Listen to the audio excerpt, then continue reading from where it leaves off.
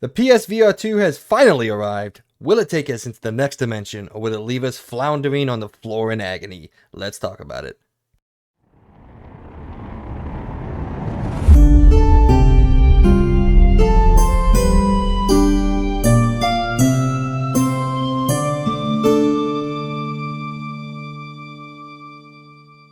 Good morning, evening, or afternoon. What is going on, everybody out there? Welcome to the XP Podcast, episode 39 for the third week of February 2023. I'm your host, Mike Z, and joining me once again, as always, forever and ever, is the co-host, the Birdman himself, Logan B.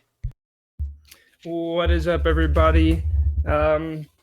Exciting week. I mean, not a lot's going on, but a little bit of exciting news, maybe some new things to talk about, and maybe further explain what we feel about maybe Hogwarts and all that. So, but yeah, no, I'm excited to get into it. Today's been kind of, well, I guess I'll say that my last week or so has been pretty good. Been playing a lot of games, so that has me very excited. And soon I'll be talking about a certain movie that also came out recently that I went to go see. But other than that, it's been a pretty good week. Other than today, supposedly we have a tornado watch going on today. So if for some reason I get cut out, there might be a tornado. It's been nice knowing you. Living life, yeah. It's good seeing everybody. Yeah. But No, let's really hope that doesn't happen, because I really don't want that to happen. So, but other than that, Mike, how was your week? It was fine. You did a lot more apparently than I did. I just played Hogwarts Legacy. Well, that's not fair. I watch a lot of stuff, but it's not really worth mentioning. I watch like my stupid romance shows and all that, but I know you don't care, and probably the audience doesn't care, so I don't really mention it too much. Did you see the new season for your one show that you keep trying to make me watch on Netflix? It's coming out. The Outer Banks? The Outer Banks, yeah. The new season. I'm very excited. Dude, I'm telling you, it's not a romance show. It has teen romance drama in it, but it's really just a treasure hunting show, and it's so good, dude. I think you would love I'll watch it when you watch Stranger Things. Okay, fair. I still haven't watched Stranger Things. You need to. But just wait till the new season comes out. Then whenever it's finished, you can watch the entire show in one. So yeah. I'll talk about the show I watched this week. I did watch an entire season of a show this week, outside of Hogwarts Legacy. But in gaming terms and pop culture, just Hogwarts Legacy. I did tell Logan before the show, no Last of Us talk this week, unfortunately. We'll get to that on next week's show. We'll talk about episode 6 for you. I hear it's a pretty good one. I hear it makes a lot of story progress. Honestly, they kind of combined multiple different sections of the game into this one episode, so we'll see how that plays out. Logan, you can let me know when we get to it if you thought it was good, bad, whatever. Don't spoil anything for me, obviously. But yeah, we got a bunch of small news to go through. Bunch of different topics, though. Obviously, the big news of the week is PSVR2. Can't wait to talk to that. The way we're going to do it here, I haven't gotten mine in yet, so I can't say anything. I mean, it would have just got delivered today at the earliest. As the time of recording, it is February 22nd. So it's officially in the world today. Haven't gotten mine yet, but I will be happy and hungry to report on what I think about that. But we're just going to go through and talk about what some of the people out there are saying, just like we do in a normal review roundup. But as always, before we get to any of that, it's time for the question of the week. And this question comes via another podcast that I listened to, and I wanted to kind of talk about what they talked about on the show. I'll give a shout out to Sacred Symbols out there. The podcast ran by Colin Moriarty of IGN and Kinda Funny fame. I love that guy. I think he has really good opinions, really different opinions than a lot of other people out there. So he doesn't listen to the show. There's no reason for him to listen to the show. But if he ever does, I love you out there, man. So Logan, who just went to go grab a drink. Perfect timing there, Logan. All right. So one simple question, Logan. Have we already lived through the pinnacle of video games? Kind of what I mean in the phrasing of this question is, we saw huge leaps in terms of quality, storytelling, pretty much the dawning of storytelling in games throughout PS2, late PS2, definitely the PS3 and Xbox 360 generation.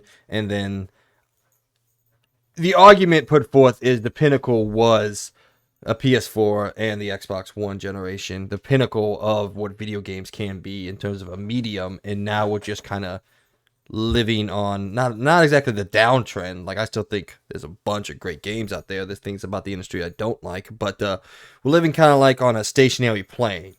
And I guess the question is, is there an up, or are we just have we already seen the best, and now we just hope games can consistently stay there? It's kind of what I mean. I feel like obviously I would say I at least lived through a good portion. I know I would say I probably lived through the peak of what I do. I do kind of believe we have lived through the peak of gaming in the sense that obviously we've lived through the biggest jump in gaming, because I don't really think, other than VR and stuff like that, which is kind of really new right now, which, by the way, perfect timing to talk about this because it's kind of on topic with, a new thing that came out recently. But we have lived through the peak of at least normal gaming that we have, that we think of today. Obviously, VR, I think, is a beautiful new thing that we are witnessing right now, which is basically a brand new type of gaming. Like, yes, VR has been out for a couple of years now, but it's still in its infant stage where literally we haven't really seen anything that's like truly like AAA, other than maybe Half-Life Alyx and a little bit of other stuff like that. But we don't really have like big support for something like that. And I know this is way off topic, but I do think we've, at least for the normal games that we have seen today, where it comes to on a TV, you playing with a controller, or maybe on a PC in front of a monitor, I think we have truly lived through the peak of gaming and actually learned, gotten the biggest jump in seeing from where it is. I mean, again, probably, I don't know what Mike's first system is, but for me, it was like the PS2 or stuff like that. And and also I guess PS1, because I remember playing Crash Bandicoot.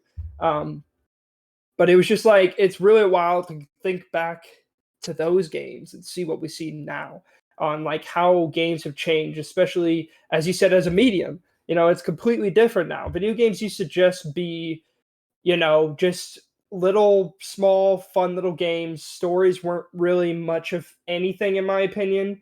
They weren't the forefront. It was mainly just gameplay, which I still abide by that rule. I do think gameplay is the most important thing in any video game today. Some people don't believe that, and some people don't care about that. But me, I do personally think gameplay is the most important part. But we have definitely seen a big evolution, evolution of like what we know as gaming, and it's great. I don't know. I guess we kind of have seen it, but I don't know. Maybe we're not. Obviously, we don't know what the future has in store with us. I mean, I will say, from the Xbox One and PS4 generation, which is last generation to current generation, you don't see that big of a difference. But I guess also we have been kind of held back with the last generation, this generation, and we haven't actually had the true current, generation going on yet. This year will be technically probably the first year where it's the big push to just be now truly current generation consoles. So I don't know. I mean, maybe there's something we're not seeing, but I will say it's not as big of a leap as it was from like 360, PS3 to Xbox One, PS4. But I guess we could also say the same thing about how PS3 and 360 were a lot more bigger of a jump from PS2 and Xbox original and all that. Yeah, I was going to jump in and say, like, I think that the jump between PS2 and PS3 in connection, obviously Xbox and 360 was massive compared to gigantic compared to 3, 4, and 5. Like, you look at Uncharted 3, like, yeah, obviously Uncharted 4 looks better. And probably whatever Naughty Dog comes out with for the PS5 is going to look better.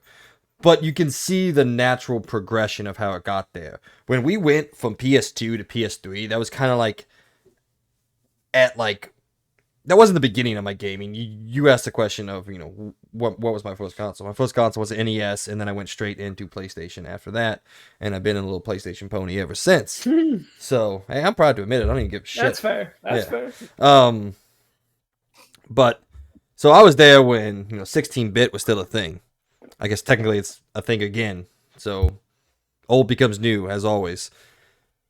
But yeah, I don't foresee us ever making that massive leap ever again. And I don't think, there's even a way we could do that. I mean, outside of maybe like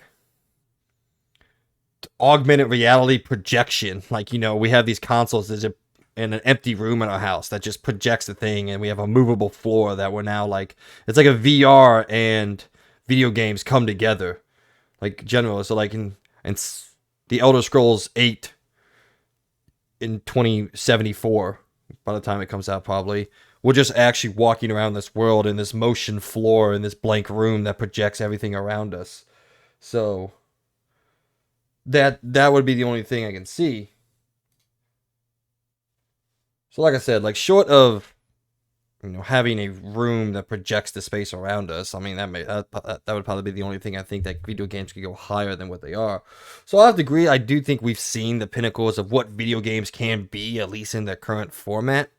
But that's not necessarily a bad thing. That just means we've reached the echelon, and now we always have some place to aspire to or to live up to. There's always going to be some sort of media that shows us that, these games can be the top echelon. Now, whether that ceiling moves anymore or not, that's, like Logan said, something that we'll have to figure out as the years go by. In terms of what Logan said about VR, yes, it's still very much in its infancy. I mean, if you think about the technology, the first true VR headset was what, 2015, 2016? Yeah, it was like Oculus something. I don't remember what Yeah, it well was. then It was you an Oculus. well you had like the HTC Vive and other things like that. Oh yeah, that too. Yeah. Yeah, so that, I mean, we're only moving into technically the second generation. So we're looking at, in terms of comparisons to video games, Nintendo wasn't even a thing in the second generation, quote unquote, of video games. We were still looking at the Atari Jaguar, Atari 2600, stuff like that. So we had barely moved out of Pong by this point in time. So we're still very much in the infancy, and I don't think people have really figured out how far they can go with VR. And I don't foresee us reaching that for, another decade or so in terms of pushing what that style of games can do. And obviously, as the technology gets better, people can stay in the VR headsets longer. They get the motion of everything down right. There's still a lot of hiccups and hurdles to go before that. But I've always said, from the time that VR was announced until the time it started rolling out, I was living with some of my college roommates of that, Shane and Logan. Logan knows them, not anybody else out there. So, but when I was with them, I always said, I do not foresee VR ever taking over. I feel like we will always play with a controller in our hand as our main way of play, or keyboard and mouse if you're a weirdo on the PC. But I don't ever foresee VR being like the way we play games. The ipso facto, like that. This is how we do it. So controller's just too damn comfortable. Honestly, I just think it's more of a new genre. Yeah, it's cool. It's fun. Yeah, it's like, and I see nothing wrong with it. I think they're obviously. I don't know why people always say VR is the future of gaming. I think, in a sense, yes, it's a future, brand new genre to gaming and can really add a lot to gaming. But I don't think obviously everyone will be like, oh yeah, I want to play games only in VR. I think obviously it's a new pillar of gaming, Yeah, it's basically the new, I guess, I don't know how to say it now. I can't even say it. Something stone. I can't think of it right now. My brain isn't working. But something stone. What are you talking about? Goalpost is maybe what I'm thinking. Not made of stone. The new goalpost. So I was gonna say headstone, but I'm like, that makes no sense at all. But okay. Games are just dead. Yeah, they're just dead. So yes, to answer the question bluntly, I think we've already seen and lived through the pinnacle of what video games can be, at least in the current format of how we experience games. Now, whether that current format changes, then I think this question, or the answer to this question, will change. But I think we've already, Yes, we've already seen the pinnacle, and now we just keep trying to climb back up the mountaintop. And every once in a while, we get there. Elden Ring, God of War, Ragnarok, hopefully the new Spider-Man. Every once in a while, we get to the pinnacle. But we spent a lot of time pushing that boulder up the hill. Yeah, and honestly, now it's just major. Like in my opinion, we've hit where I think is the peak, but I think now with that peak, they are evolving games and increasing the scope of it in general. That's why last generation the big thing was open world games, because obviously with PS3 and 360, it wasn't really that easy to make open world games, at least make as good as open world games as like you could. And so it seems like, yeah, obviously with each generation, there's going to keep increasing that scope and making it bigger and bigger. But I don't think obviously the way that games will not look as crazy different in the future as we may think. It's more just realism, little bits of differences, and maybe just bigger and bigger is more like it. What I'm thinking. I guess I think the only thing, the new accessibility stuff, again, doesn't really change the way we play games, but it allows more people to play games. I don't know why I thought this was going to be on topic. As I said it, I realized that makes no sense for the context what we're talking about. So we're going to move on. What do you think? Yep, that works for me. All right. Ladies and gentlemen, if you didn't know, this is the XP Podcast, our weekly video game pop culture news podcast where Logan and myself sit down with y'all and talk about all the news stories and happenings inside and out of the video game world. We post a new episode each and every week so you can listen to it whenever you want. You can find us on most of the popular podcasting services, including Apple Podcasts, Spotify, Google Podcasts, and more.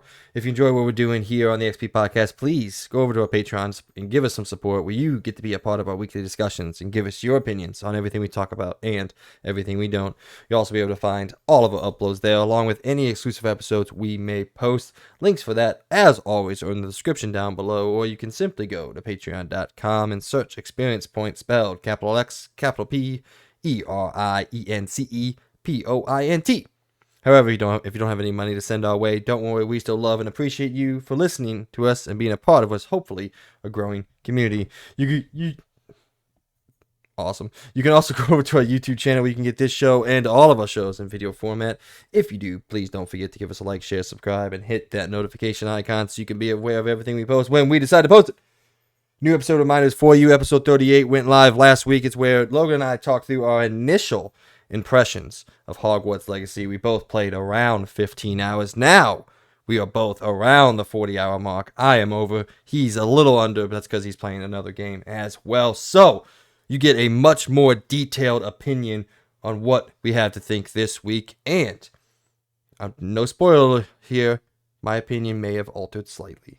So, with all that out of the way, let's get into this week's show. In our points of the show, we are talking all things PSVR2, looking into reviews and how the critics out there are responding to it, and we asked the question of which one you would prefer PlayStation to do, another VR, or see their return to the handheld market once again. In Around the Point, Ubisoft attempts to explain their reasonings for the delays and cancellations after backlash from the gaming community. The next Metro and Civilization games get announced, and is it possible that PlayStation Plus actually has a good month? Then in LTR, we dive into the reviews for Wild Hearts and a little game that I forgot about, Threat Rhythm Final Bar Line, the rhythm-based game set in the Final Fantasy universe. But before we get to all that, it's time for what is and forever will be the Rundown, where we catch up on all things pop culture, whether that be gaming, TV shows, movies, books, or comics. It doesn't matter to us because we like it all and love to talk about it. So, Mr. Birdman, what do you think about Hogwarts Legacy? So first, I want to throw a little surprise out there. Amy has finally started playing it for a certain reason. So, me and Amy have been talking because I've been really wanting her to play this game. And I said, okay, the only way you could play it is obviously if we get it on a next-gen console. So, I went out of my way, and I got her an Xbox Series S. So, look at you. I wanted to get her a console, and it's very easy to get a Series S right now, by the way. I mean, I straight up just went to Best Buy and I said, do you guys have it in stock? They're like, yep. And I'm like, all right, sweet. I'll take that. I mean, it's very easy to get all of them now. Yeah, well, I wouldn't say that's down here, to be honest, because, dude, I don't see a single PS5 or that ever down here. Here, up there. I don't know what direction, but you know what I mean. Well, down here from you, we have not had a PlayStation 5 in well over a month. Really? We've had it in stock always. Now, Xbox Series X's, we never have those in stock. Not because we sell them, because we just don't get them. But Best Buy's got PS5s. GameStop's got PS5s. Amazon's got PS5s. PlayStation Direct has had them for 2 or 3 months straight now every time I look on there. So if you want them, go get them. They're there. In most places, I guess. Not in St. Louis. If you're in St. Louis, I guess you're just fucked.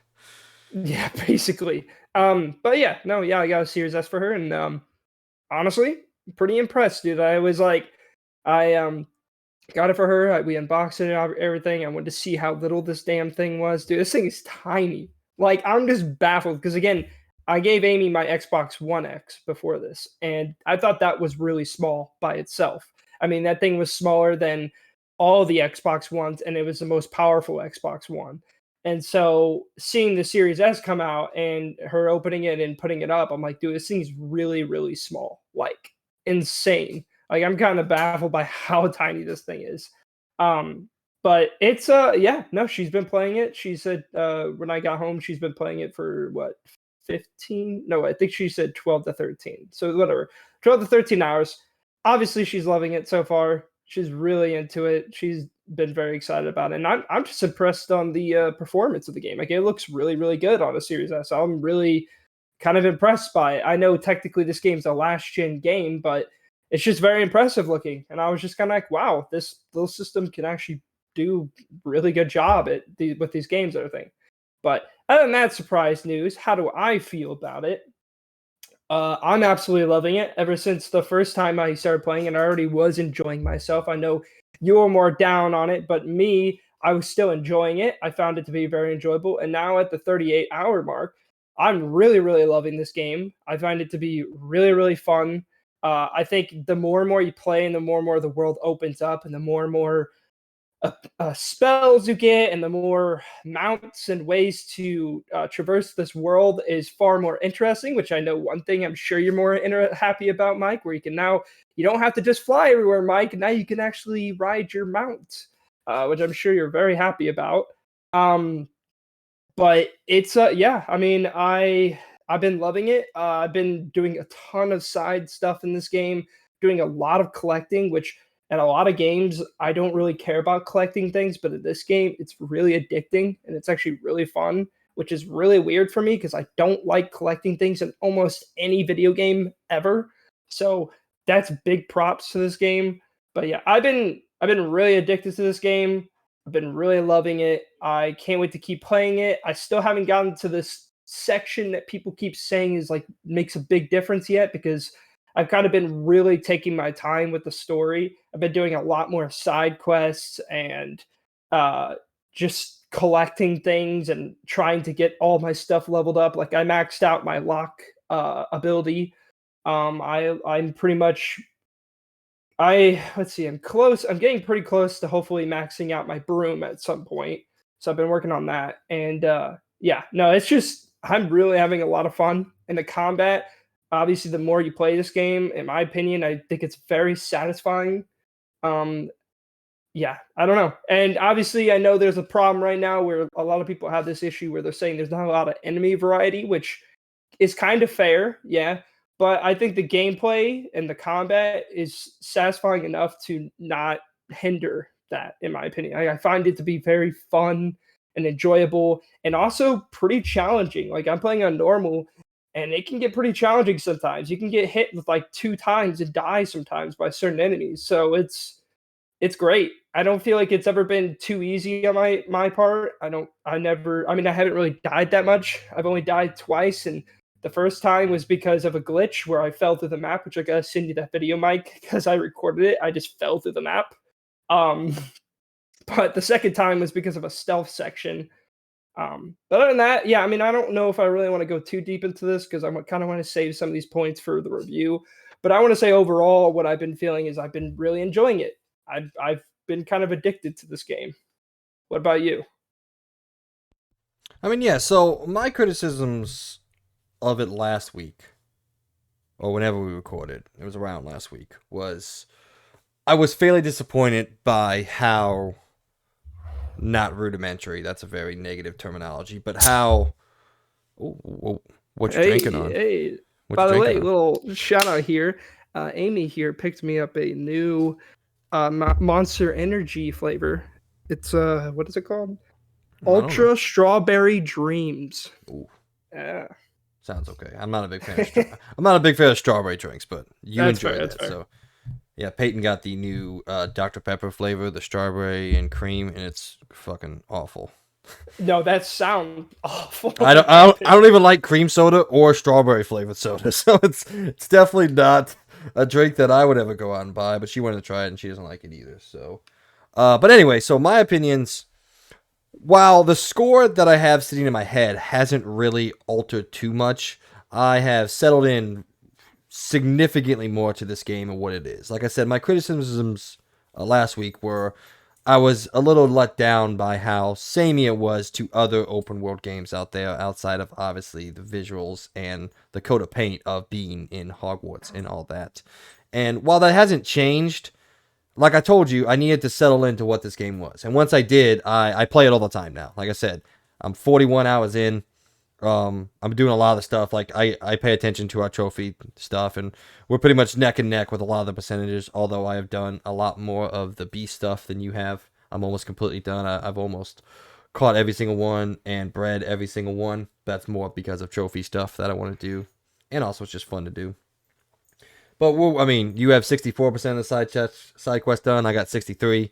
I've done more of the Merlin trials than you do. That's because I wanted to max out my inventory. I got that done a while ago, maxing out my inventory. So, but yeah, overall, once I came to the conclusion, the realization that this, at its core, is just another open world game, which can be a negative, but it's not for me anymore. It really is just a great open world game. And like Logan said, he's not a big fan of the collectibles or the checklist style games is what I call them. And I usually am. I like checklist style games. I like going in there and just, putting a marker on my map, be via side quest or story quest or whatever, and then just on my way there, just stopping at all the different places. It's how I played The Witcher. It's how I play Horizon. It's how I play everything. I try to see as much as I possibly can. I mean, shit, when I played Horizon Forbidden West, I saw everything.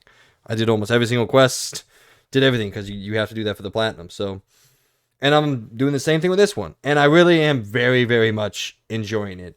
Now, my really only big criticism that I've settled into is I don't really think the story is that amazing. I really don't think the characters are anything at all, really. I don't.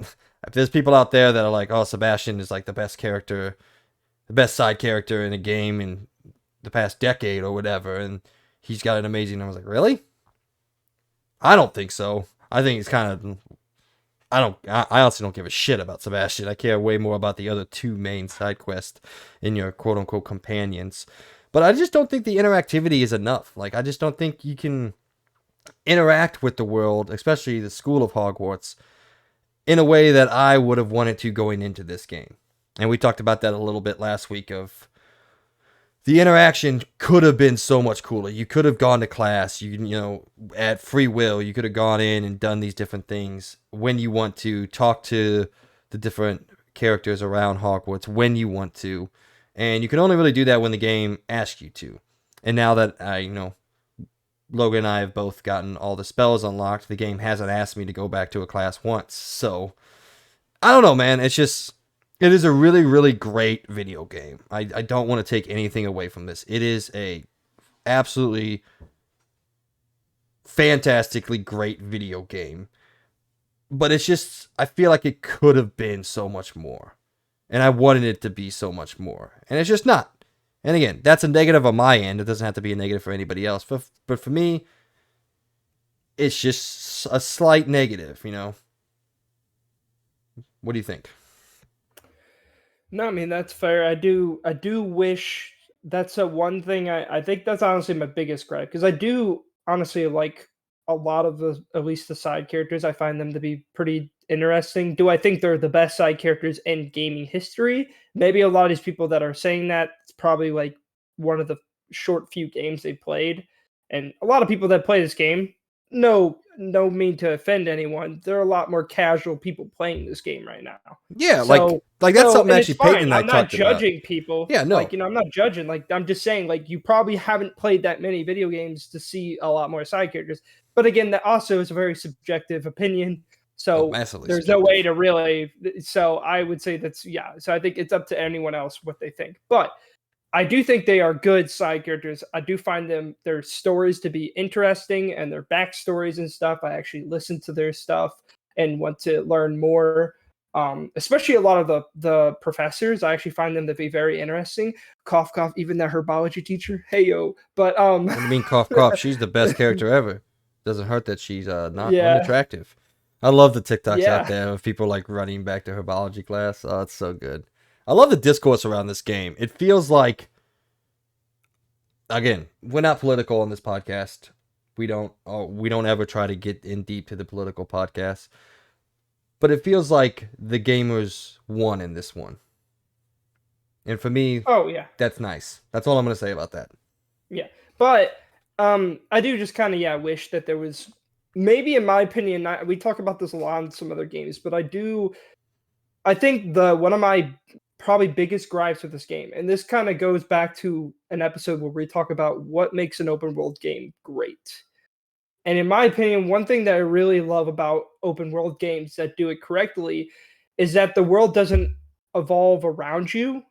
And I do kind of feel like this game kind of does that. It does evolve around you, which could be quite a negative in my opinion. And I'm not a huge fan of that kind of stuff. Again, it's one of my few negatives, and I'll wait to get more of those out when we do the review. But it's more like I do kind of wish that you were just more you it isn't evolving around you, more that you're a part of the world, and also just the fact that you could do more interactive elements with the game. Like, I don't know, they keep showing wizard chests in this game and you can't even play wizard's chess. Like, I don't understand why. Just let me play wizard's chess. Um and also just like, I don't know, like classes. I wish you could just go to classes whenever. Like my brother, I talked to him recently about this, and he brought up a basically the perfect game that they could have just went off of Bully. They just have the classes there. If you choose to go to those classes, you can.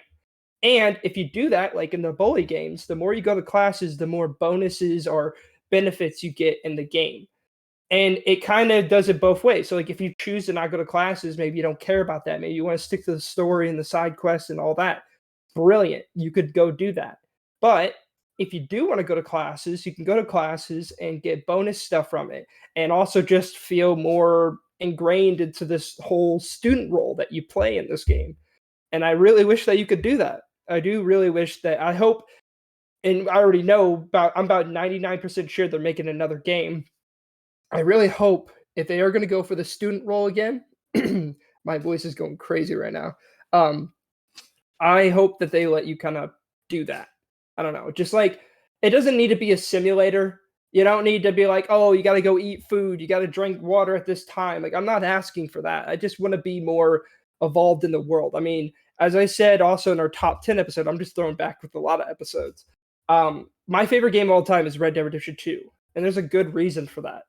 And it's mainly because the world truly feels like you can live in it, and it definitely doesn't evolve around you Yeah, whatsoever. I was You actually are gonna. just a part of this world, and I love that.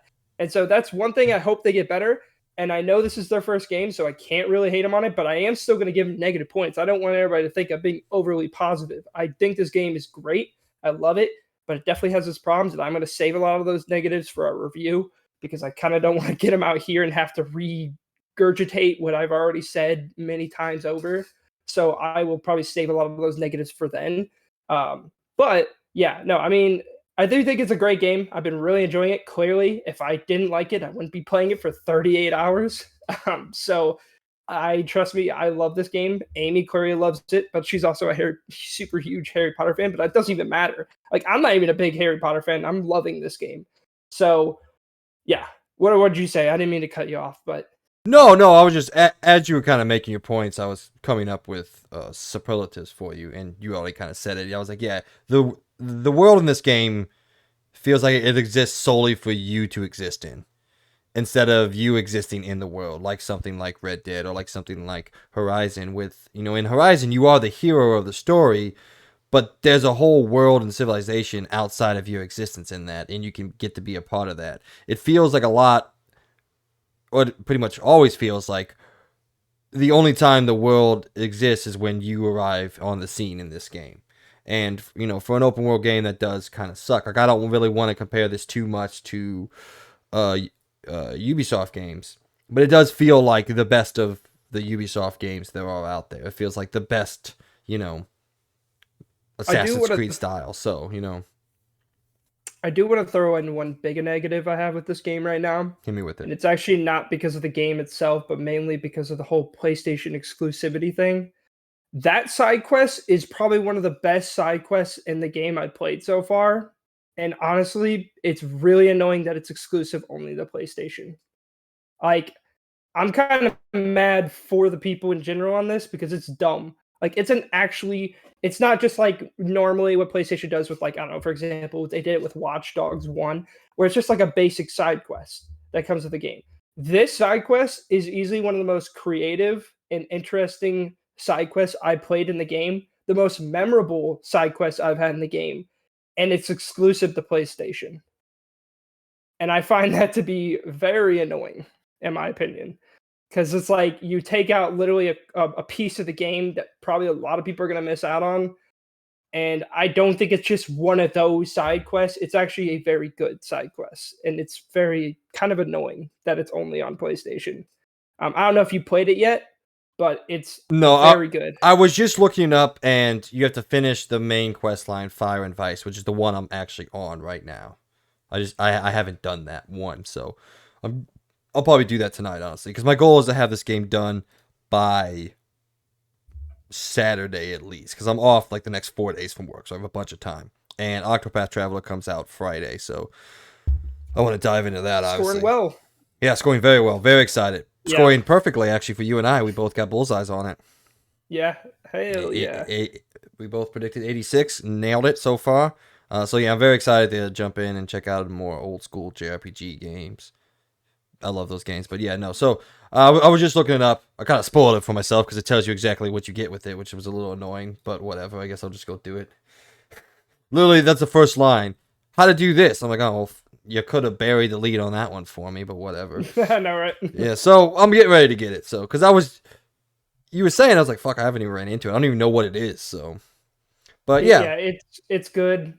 But yeah, I just find that to be a very big negative. I hate exclusivity in general, but let's be honest, PlayStation thrives on exclusivity, and that's just how they are. Same for Nintendo. Nintendo's probably worse in that method, but Nintendo doesn't get a game and make an exclusive mode from every system. It's more PlayStation that does that. And I just find this to be very annoying. I know I have it on PlayStation, so I shouldn't be complaining about this, but I just think it's annoying for everyone else that like has the game. I just don't think that should have been taken away. Some of the other things that are exclusive, like who cares? Like it's just little bonuses. It's cool. But this side quest, man, I'm telling you, I played 38 hours. This is the best side quest I played in the game. And I mean that. So and that's not trying to flex. It's just the truth. Amy actually watched me play it too. So, yeah, no, it's kind of, I know it's going to be a year before it gets out of exclusivity, which again, I think is very dumb because at that point, who the hell is playing Hogwarts Legacy that already owns it? Probably not a single person. So, yeah, that's dumb. But I mean, if you got anything else to say, I don't got much more to say. I'll save the rest for the review. I will save it all for the rest of the review. So, like I said, I kind of already have the. All right. I kind of already have the score in my head when I'm going to give it. So yeah, but like you said, I'm still waiting for this big twist.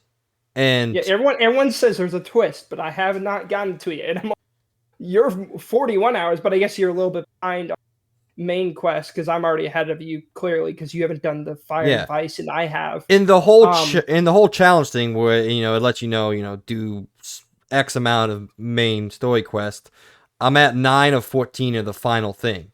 And I don't know if the quest still continues on after that, after you get done with those. So in my head, I got 5 story quests left before the game's over, because that's the end of the whole, like, challenge line.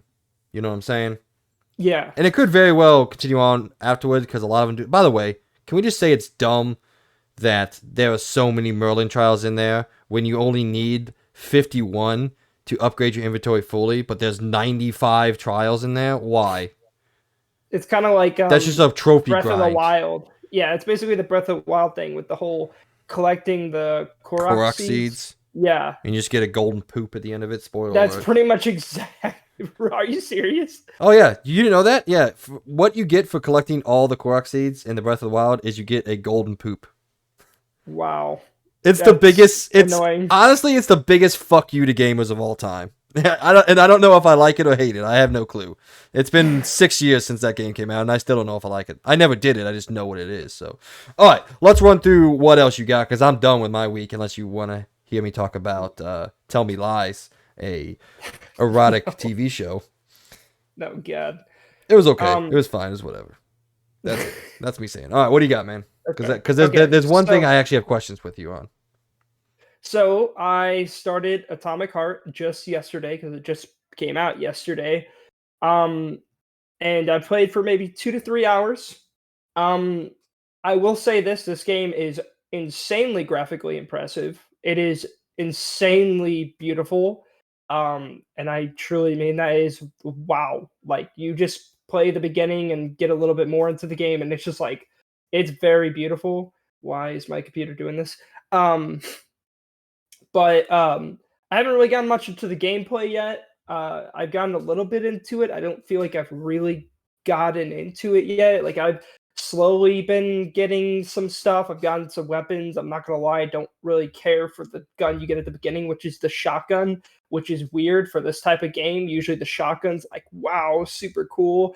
I don't really care for the shotgun at all. I find it to be kind of weak, which is weird. But I will say one thing I don't agree with so far. I gotta really kind of learn to. I'm trying to focus more now when I'm talking about games that I'm in the honeymoon phase right now. So I'm gonna be a little bit more positive than I am negative right now because I just started playing the game.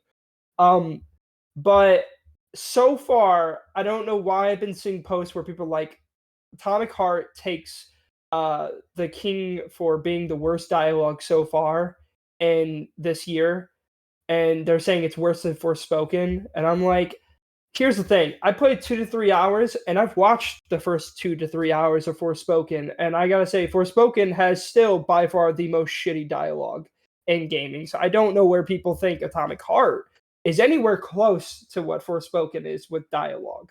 I don't agree with that at all so far. So far, 2 to 3 hours in. But if the beginning of Forspoken already made me cringe to the worst limit possible, or the highest of altitudes of anything, it is literally Atomic Heart has not done that for me yet. Now, is there cheesy dialogue? Yes. Is there this dumb line where he keeps saying crispy critters? Yeah, he's already said it 3 times. I don't know what the fuck crispy critters is. I don't know why he says it. Um, maybe that's something in Russia or something like that. That's like a bad word. I don't know what crispy critters is. Have you ran into the thirsty upgrade robot yet? Yes, Oh I my have. God. I was watching Yeah. videos and I was like, dude, I don't even know if I ever want to play this game. From what I've Yeah. seen, I feel like the dialogue is fucking terrible. I watched a lot of Yeah. reviews on this because I was very excited about it. And like I said, told you, my most trusted reviewer is SkillUp, and he tore this game apart, man. He said it's Yeah, beautiful, like you said, but it's designed terribly. Yeah. No, I'm not gonna say the dialogue is phenomenal. I will admit it's not great right now, but I'm kind of looking at this game like it kind of reminds me a lot of like a Duke Nukem, where I felt like even Duke Nukem had very cheesy dialogue, but it's known to be a very popular game. A lot of people loved it. And that's kind of how I feel about this. Like he's just the average I'm a badass super soldier guy. That's pretty much what this guy is. I'm not expecting the story to blow me away. I didn't really have as high hopes as a lot of people have for this game. I was more just expecting a beautiful looking, fun little shooter game with a very probably basic story.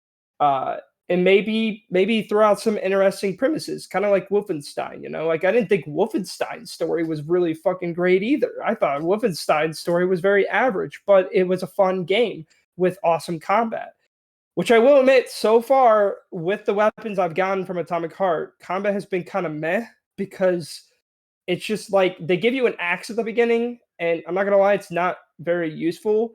And also, they have this dodge mechanic where you have to dodge these like robot dudes. I'm like, okay, when I was watching the gameplay, I'm like, oh, they can't be that difficult. But dude, they literally show their red icon that they're about to do a heavy attack that you can't block or anything. And even if you press B to dodge, as soon as like the split millisecond it pops up, they still hit you. So I don't know what I'm doing wrong, but every time I fight him, I always get hit. There's like no way to dodge him. I don't know if I'm not good at this game. I don't know, but I've been struggling with it, and I've been trying to get it down in the timing, but every time I get hit by him. So it's like it's really annoying, and I'm playing on normal difficulty, and it's just kind of frustrating. But other than that, I'm still in the very beginning of the game. I feel like I haven't really got into it to really have a feeling for it, but I will say I am still enjoying it. I mean, I kept playing for the 3 hours. I still was very interested in it. I'm still interested to see where it goes. So next week, I'll probably have more to say about it, depending on how much more I play. I'm going to kind of jump between this and Hogwarts, because I'm trying to play a little bit of both of them. I'm probably going to mainly focus more on Hogwarts than Atomic Heart, because I mainly just wanted to touch up with Atomic Heart real quick, because I said I was going to play it, and I do want to play it, because I am still interested in this world and the gameplay. I hope it gets better. But who knows? Maybe I'm wrong. I've seen a lot of bad reviews of this game. So Yeah, from what I've gathered out there, the game does some stuff good. There are certain levels and set pieces and all that. From what I hear, the theater level is like the best the game gets. Most reviewers that I trust and I listen to out there say the theater level is awesome, but a lot of people just tore this quote unquote open area, open world apart, and the combat design around that. How the enemies are already bullet sponges, and then based off the way the story goes, when you kill them, they get revived by this little robot that flies around, and then you just have to keep killing these bullet sponge enemies with a limited amount of ammo, or your option is to just run past them all. So that was most of the biggest criticism, that the combat, I guess, like, circle, like the combat, like, engagement you do is just not well designed. So, again, I was probably never going to play it. I think it looks really interesting. It looks really cool. Like Logan said, it looks visually impressive. I mean, across the board, everybody is saying it's visually impressive. And we'll talk about the reviews next week in LTR. There's a lot of games, so I kind of wanted to split it up. I didn't shove everything into this week. So, but we'll talk about those a little bit more in depth next week during our LTR segment of the show. So you guys can look forward to that and come back to what we have to think. And then Logan will probably hopefully have played a little bit more. So, but yeah, I don't think this is going to reason enough for me to jump back on the Games Pass, the Xbox Games Pass for Xbox. Yeah, Xbox Games Pass for Xbox, but not Xbox Game Pass for PC. Just Games Pass. Yeah, all right. Yeah, just but all right. So how was Ant-Man? So here's the thing. So I went into this movie because let me tell you from what I hear, it's not good. So okay. So going into this movie, I already know how Ant-Man usually is done with their movies. You know, like I actually personally like at least Ant-Man 1. I really, really liked. I liked Ant-Man 2, or what is it called? Ant-Man and Wasp. I think is it just called Ant-Man and Wasp, the second one? Right? Yeah. Or am I wrong? Yes, yeah. Ant-Man and the Wasp. Yeah. Yeah. So I like that one too, but I felt like the villain was just kind of lame and not great at all. So I went into this movie and I watched it, you know, obviously, and I think it's average is more like it. I think it's an average Marvel movie. I don't think it's obviously as good as Ant-Man 1, but I do think the villain for this one is much better than Ant-Man and Wasp, in my opinion. But that's also because if you watch Loki, you would know about this villain, which you need to watch Loki, Mike, which I know you probably never will for some reason. I will. Yeah, okay. But I liked it. I enjoyed the movie, but I think even after we left and me and Amy talked about it, it's not a movie I would go out of my way to go see again. I think it's a very average Marvel movie. It also just keeps showing the cracks that just keep getting bigger and bigger within the Marvel universe, where literally just what the fuck are they doing? I don't know where this is going because they keep jumping back and forth between all these different storylines. Like you got Loki, which came out like what 2 years ago now, and then now they're finally touching on it in this movie.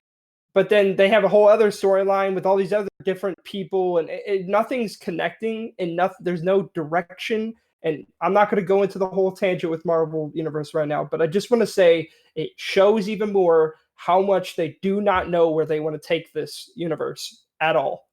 And also, they freaking ruined MODOK in this movie, which makes me pretty upset. So I don't think they did him justice.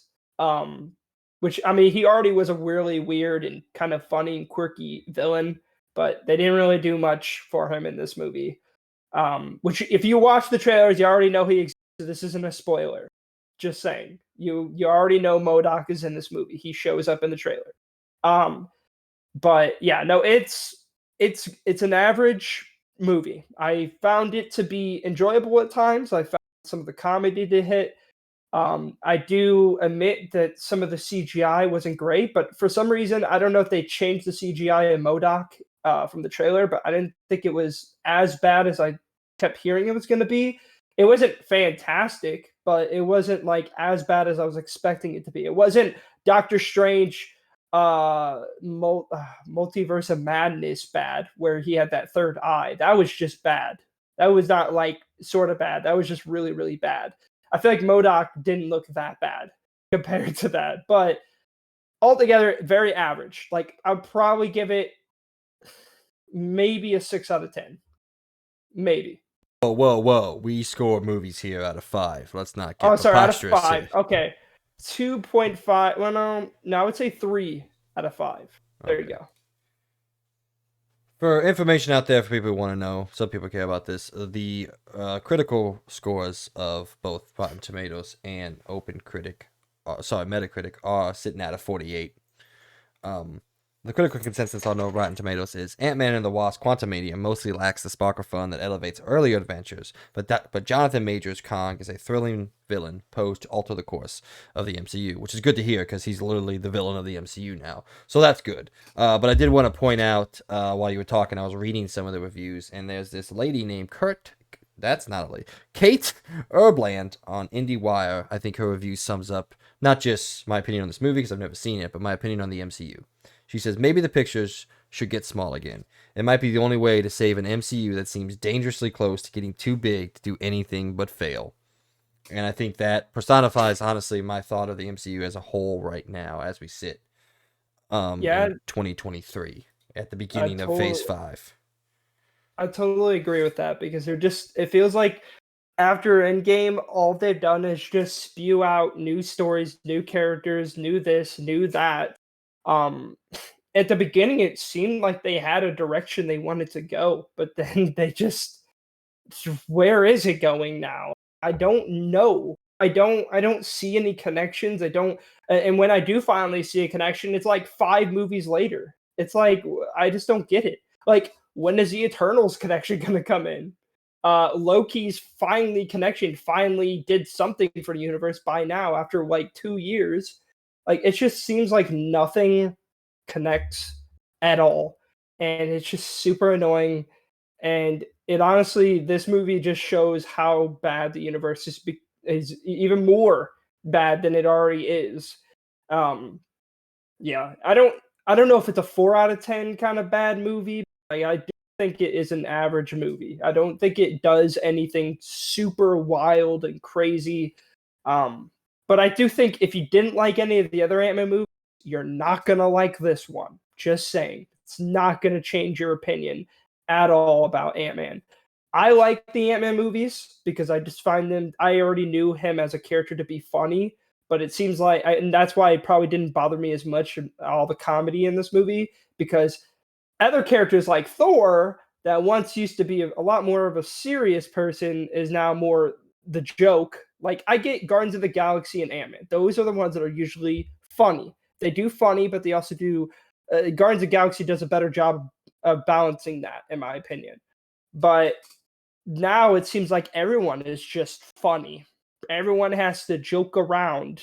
Everyone has to be the butt of the joke. I don't know. I haven't seen the Black Panther movie or whatever it was called, Wakanda Forever it was. I still haven't seen that movie. I don't even know if I want to, which is really sad because that probably during phase 1 through 3, I wanted to see literally everything. Probably at the beginning of this podcast, we talked about how I wanted to see everything. But now I'm like, I don't really want to. I don't want to go watch much of these other movies. Welcome to my world. It's It becoming sucks, depressing. dude. Guardians of the Galaxy 3 is probably the last one I'm excited for right now. I am excited for Guardians of the Galaxy 3. I'm sure it's going to be great. Hopefully, please don't ruin Guardians of the Galaxy, please. Can I say something that's going to be pretty controversial? I am not way more excited, but I am slightly more excited for what DC is doing right now than what the MCU is doing, just because we don't know if it's going to be good or bad. If that makes sense. Yeah. I think James Gunn being the lead, James Gunn he knows what he's doing. He knows comic books. He knows how to capture these characters. And I'm more excited for the possibility of what we get in this new DCU than what we've gotten in the MCU in the past, 4 or so years, ever since Endgame. Endgame was 2019, so 3 years since. Oh my god, dude, Endgame. The fact that it's only been 3 years and we've gotten like 20 plus projects is the sole reason why I don't care about the MCU anymore. Especially I don't understand. When it's definitely like quantity over quality at this point. Yeah, and I you know what? I used to always tell people, and like I said, we don't want to dive too far into the MCU here, but I used to always tell people, even a bad MCU movie is better than a lot of what's out there. And I don't know if I can say that anymore. Yeah, that's very true, honestly. So, all right, was the Last of Us episode 6 good or bad?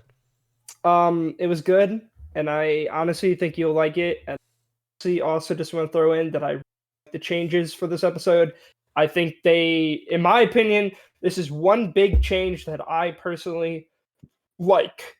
And also, it continues Joel and Ellie's story far better than probably, some of the other episodes, like episode 3 specifically. I do think this does a very good job of pushing the story forward and does some really big leaps in the story too. Like, as you said and heard. There is one part at the end, which whenever you watch it, we'll talk about that I kind of wish was a little bit better, but I'll whenever you watch it, we'll talk about that next episode. All right. And last but certainly not least, a story that we're going to talk about later on in the episode. Modern Warfare Season 3 is here. What do you think of the new map? Dude, in my opinion, better than the actual Warzone 2 map. Agreed. I've never played it. Dude, you need to play it. It's so much fun, dude. Do you realize how many fucking games I'm playing right now? I have 3 games that I'm going through with the 4th one. It's excuses. No, you're hearing reasonings. There's a difference between reasonings and excuses. You fucktard. All right. You are excuses. Man, you need to play, dude. It's season 2. You literally haven't even played for probably before season 1 even came out. I did not. How long it's been since I played for 2 weeks, and then God of War came out, and then I haven't gone back to it because we went God of War, Pokemon. Then I took a break because Callisto Protocol sucked, and then I went, Fire Emblem, Dead Space, and now Hogwarts Legacy, and now I got Octopath Traveler, and then we got Resident Evil 4 at the end of March, and then you got Star Wars coming shortly, and then you got Final Fantasy, and then you got Tears of the Kingdom. I don't know when I'm going to get to it. I really don't. Maybe take a little bit of a break. We get on. We play a couple matches, like Resurgence is a good, beautiful, short little game that we could play. We could play this, We got to get the group back together. I don't know. Then I gotta install updates, and then I gotta get on the stupid voice chat because. I guess I was gonna say if Discord. It's not live yet. Sign up for the beta then. Sign up for the beta on your. I tried. All right, Sony doesn't trust me enough, which is probably fair. because dude, as soon as that comes out, well, supposedly they fixed voice chat, but I haven't used it in a while. I've been just using Discord, so I don't know. But hopefully Discord will come soon. Then we could play it without having to worry about the crappy voice chat. But that's all I gotta say. It's great. It's fun. It's a lot more fast paced. In my opinion, I find it better resurgence from Warzone 1 because I find this map to be far more interesting and has a lot more going on than just one big Alcatraz Alcatraz prison. I find this to be a lot more interesting than that. And just in my opinion, I mean, I already won a game, by the way. Hell yeah, that was a good time. But it's a very fun map, and also it just makes the pacing so much faster, and I kind of like that more than the normal Warzone 2 map. I like the original Alcatraz map. It just exposed how bad I am with the game because I died so quickly. All right. If you ain't got anything else, man, let's hop on into it. Yep. Ladies and gentlemen, welcome to POTS, also known as Point of the Show. This week, we're talking all about PSVR2. We're going to start with the review roundup, discuss that, and then discuss overall what we think about the newest shiny VR headset from our friends over at Sony and PlayStation, and then ask a question that was posed to me on Reddit that I want to pose to you, Logan, because I think it's a really, really good question. All right, ladies and gentlemen, the review roundup for the PSVR2 goes like this. Most of them are positive out there, although there is this one negative that I just think it's kind of funny because he's critiquing VR, not the individual headset. But here we go, ladies and gentlemen. God is Greek. A pretty prominent YouTuber, an up-and-coming YouTuber. I like a lot of his opinions. I don't agree with every single one, but I think he's decently well-versed enough that we can spotlight him here on the show. So he gave the PSVR 2 a 9.5 out of 10 and says, having experienced high-end virtual reality that costs double the price and requires a good PC to show off the visuals, the PSVR 2 absolutely nails it thanks to the power of the PS5 and the clarity of the headset lenses itself. But it's the PS5 tech that makes PSVR 2 so incredible. The haptic feedback in both the headset and controls is wild. Playing Res Infinite is an emotional experience for this thing. Every beat is vibrating in your hands. The level transitions will shake your head, juddering you from digital realm to digital realm. Likewise, Tetris Effect Connected will tickle your hands as you move each piece into place. Even Moss makes use of the headset vibration when you die, or if a bird soars over your head, creating immersion I've never actually felt in VR before. IGN gave the system a 9 out of 10 and said the PSVR 2 may seem pricey given that it costs $150 more than the base PS5 Digital Edition console you'll need to use it. Even so, it's such a quantum leap over the original PSVR 2 in terms of ease of use, visual quality, and immersion that any PlayStation owner who loves VR should upgrade as soon as possible. The downside is that, like any new platform, its thin launch lineup makes its lack of backwards compatibility with original PSVR games a significant problem, but one that will only improve as Sony and other developers roll out new games that take advantage of the PSVR 2's unique features. CNET, the first time on the show, a very popular and well-regarded technology site, gave the console, an 8 out of 10 and said right now that the PSVR 2 is my favorite dedicated VR gaming hardware, even with its tethered cable. I still think the Oculus Quest 2 offers more value and freedom of movement for its price, but the PSVR 2 shows glimpses of how good the future could be. Playing games on the PSVR 2 doesn't just feel like VR, it often feels like a PS5 game has leapt out and surrounded me. Unlike what I'm normally used to in standard VR gaming, the best PSVR 2 games feel as detailed as any PS5 game on my TV. Then, the lowest review that I could find from a reputable source that I knew any sort of information about was our good friends over at Game Informer. He gave the console, I got it, a 5 out of 10. The PSVR 2 is a big upgrade over PlayStation VR. The headset is more comfortable, the controllers work and feel better, the eye tracking is interesting and functional, and the pass-through cameras makes the whole experience friendlier, and the in-headset screen looks much better. But none of these upgrades fully overcome the issues that all VR headsets continue to struggle with. The visuals still look muddy, nausea continues to be an issue, and most of the games available, with a few exceptions, are also available on other VR platforms.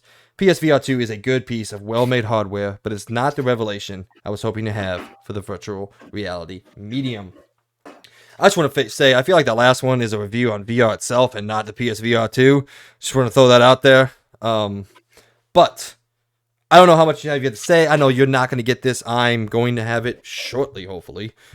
Depends on. I don't have any tracking info yet, so maybe I won't. So it's more that I don't want to get it at launch because, as you probably heard in some of these reviews, it's just there's not really much coming out for it at the moment. It's very lackluster, the games that have come out at the beginning, because, well, I mean, I literally have a Quest 2 and I can play probably about 80% of the games that are launching on here.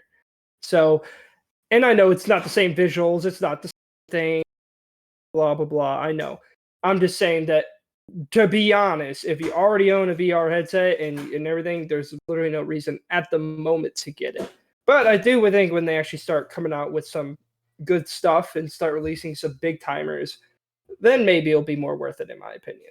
Oh, I mean, absolutely, yeah. The exclusive launch lineup is very slim. I think the lineup as a whole, if you don't have any other VR headset, or like me, you only had the PSVR1 that you haven't touched in a while, I think this, if you want to, and if you have the money to spend, is a no-brainer if you're interested in it, because you get a litany of games that you can play in the best possible form. You know, you can do it. There is one feature I want to test down when I finally come to your house or whatever.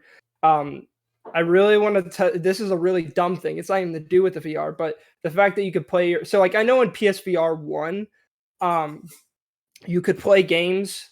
Normal game set, the virtual screen, yeah, but this new screen, since it not only has 4K, it has HDR, and it has 120 hertz, and it's OLED. Yeah, I kind of want to see how games look on that. Just playing like a normal game on there, because I'm not gonna lie, that might be a big selling point for me too. Because honestly, that's kind of cool. Like, I didn't really think about that when watching a lot of things, but a lot of people said it actually looks insanely good. And I kind of hope they, I don't know if it's like an actual theater or if it's all black with the screen. If it is like that, I kind of hope they work with a certain other a VR company called Big Screen. I don't know if you ever heard of Big Screen. The Big Screen is basically this movie theater VR experience where you can they've been updating it a lot. Like, they had just added Disney Plus and Amazon to it. So where you can literally just sit back on your chair in your house, put your VR headset on, pretty much pick any kind of environment you want. You can put like a big ass cinema and everything, and it's like really cool, and it actually looks even on the Quest 2, it looks insanely good, and you could just watch stuff. And so I kind of hope they work with Big Screen. I don't know if Big Screen already's with them, but that'd be sick if you could go into Big Screen, pull up a game on your console, and play in this big ass cinema with like super high quality textures and everything. Like, you could get full 4K, 120 hertz and everything through Big Screen while sitting in the cinema playing a game when you're just inside your house. Like, that actually sounds pretty cool. And I know that's dumb. It's a very small little thing of a VR headset, but I think that's pretty cool.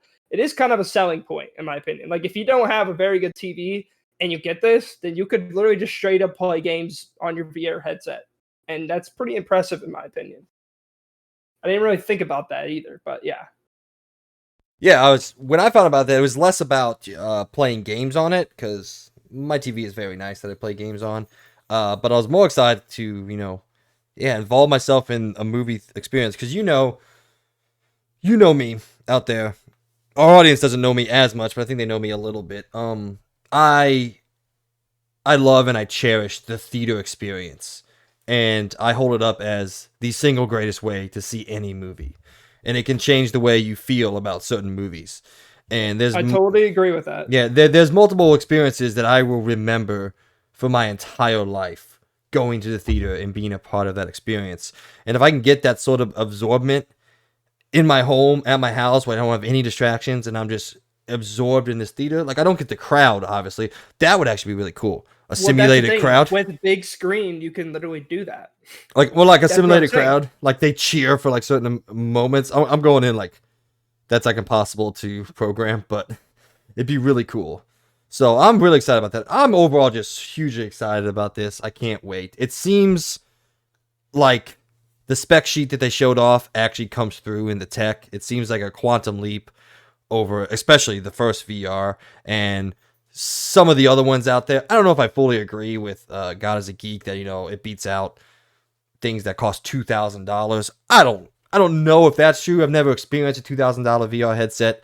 I guess this is technically a $900 to $1,100 VR headset, depending on what version of the PS5 you have, and if you get the bundle here, whatever. It's a $1,000 VR headset to play it in its full entirety. So, I don't know, but I am just generally so pumped to play this, and I just can't wait till I get mine in, and I get to jump into some of the games I missed out. So I'll probably be playing Thumper, Res Infinite.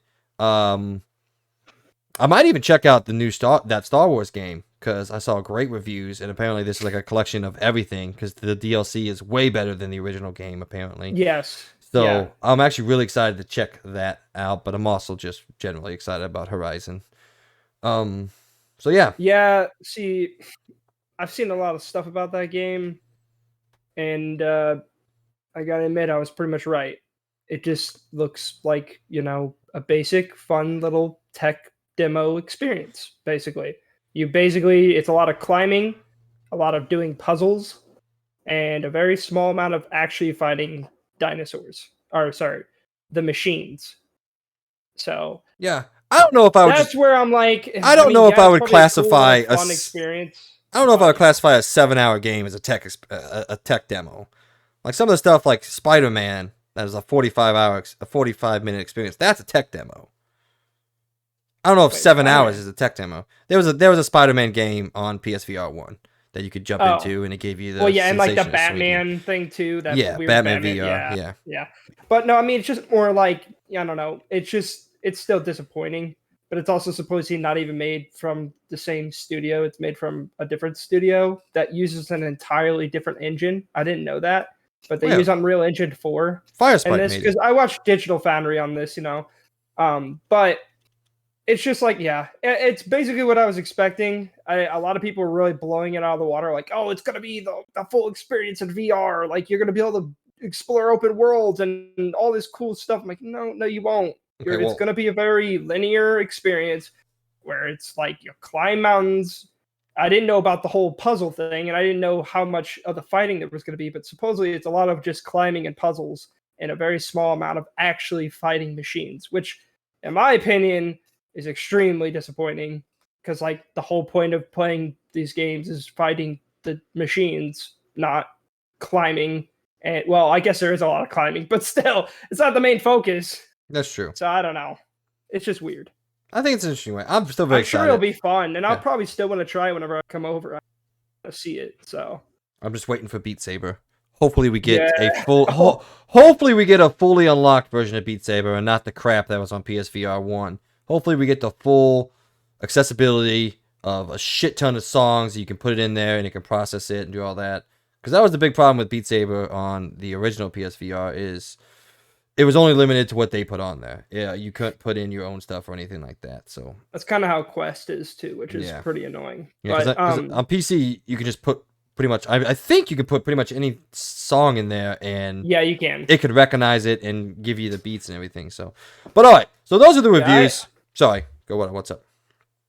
Oh no, I was gonna say I kind of hope PlayStation hits a deal with Valve and brings like Half-Life Alyx and stuff like that over. Because dude, that would honestly be a big selling point. They got to be trying. There's no way they're not trying. Sick. Or even another game studio that I love, and I know you already looked at the game and it wasn't for you, but I would also like to see either Bone Lab or Boneworks make its way over too. Because literally, that game, man, it's, in my opinion, it's still the most true VR experience I've ever had. So I kind of want to see some of those games come over, because, dude, those games are selling points, in my opinion. Those are actual, in my opinion, true showcases of what VR is capable of. So, let's hope. Let's hope. So, yeah. Overall, I think, at least critically, PSVR2 is a success. Outside of Game Informer, who I think just, again, criticized VR in general, not VR2, but whatever. I guess it's your right to say whatever you want about something. So, speaking of that, did you read that review I sent to you? I'm not going to give anybody any context. Did you read that thing? I did not. You should. I didn't get to. After this, read it. It's okay. It's not short, but just Just give yourself some entertainment and read through it. All right. The second question here, or the second thing outside of its critical reception, is obviously how is it going to sell? And this was a question posed. There was a thread on Reddit that I jumped into and talked a little bit about this with some of my, well, I was going to say friends, but I don't know any of them, so I don't even know the real names. So I guess people I interact with on the World Wide Web. But anyway, it's rumored that the original PSVR sold around 10 million units, which is probably a success for what Sony projected it to be. We all know the PS Vita was an unsuccessful handheld for them, sold around 13 million units, and the PSP originally sold like 80 plus million, hugely successful handheld unit for them. So the what I want to phrase to you here, and the way I kind of thought of it in my head, is with the amount of money that Sony is obviously spending on PSVR2, not just to produce the console, but to market it and all the things that goes in with this. If they are just happy with getting 10 million units, and they're okay with that, and they're okay with having a space in the VR, would you rather them do this or put that money into another handheld now that the dream the dream they had with Vita is essentially a reality with Switch? Like I've always said, the Vita had to die so the Switch could live. Those two things are very similar in terms of what they went after. The Switch just did it way better. So I had an idea about this. I've been actually thinking about it here.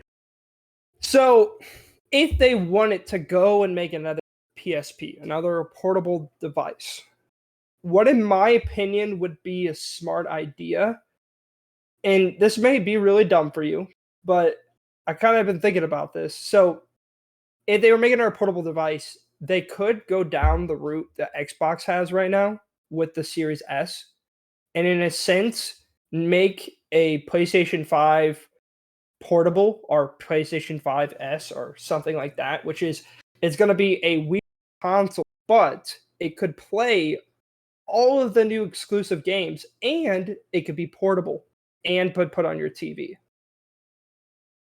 I thought that would be pretty cool. It could work. So yeah, it is, and again, like essentially be what the Switch is, you know? Yeah. Essentially be the Switch. They could do that. So they could have the normal PS5, which is going to be a lot more powerful. It's going to play the games better. But then they could have the portable. And in a way, you can make two sales with one console by having both of these, because someone may want to buy the portable one, and so they could play that on the go, and then, you know, with the cloud saves, whenever they get home, they could get on their PS5 and play it on their PS5 on their normal TV.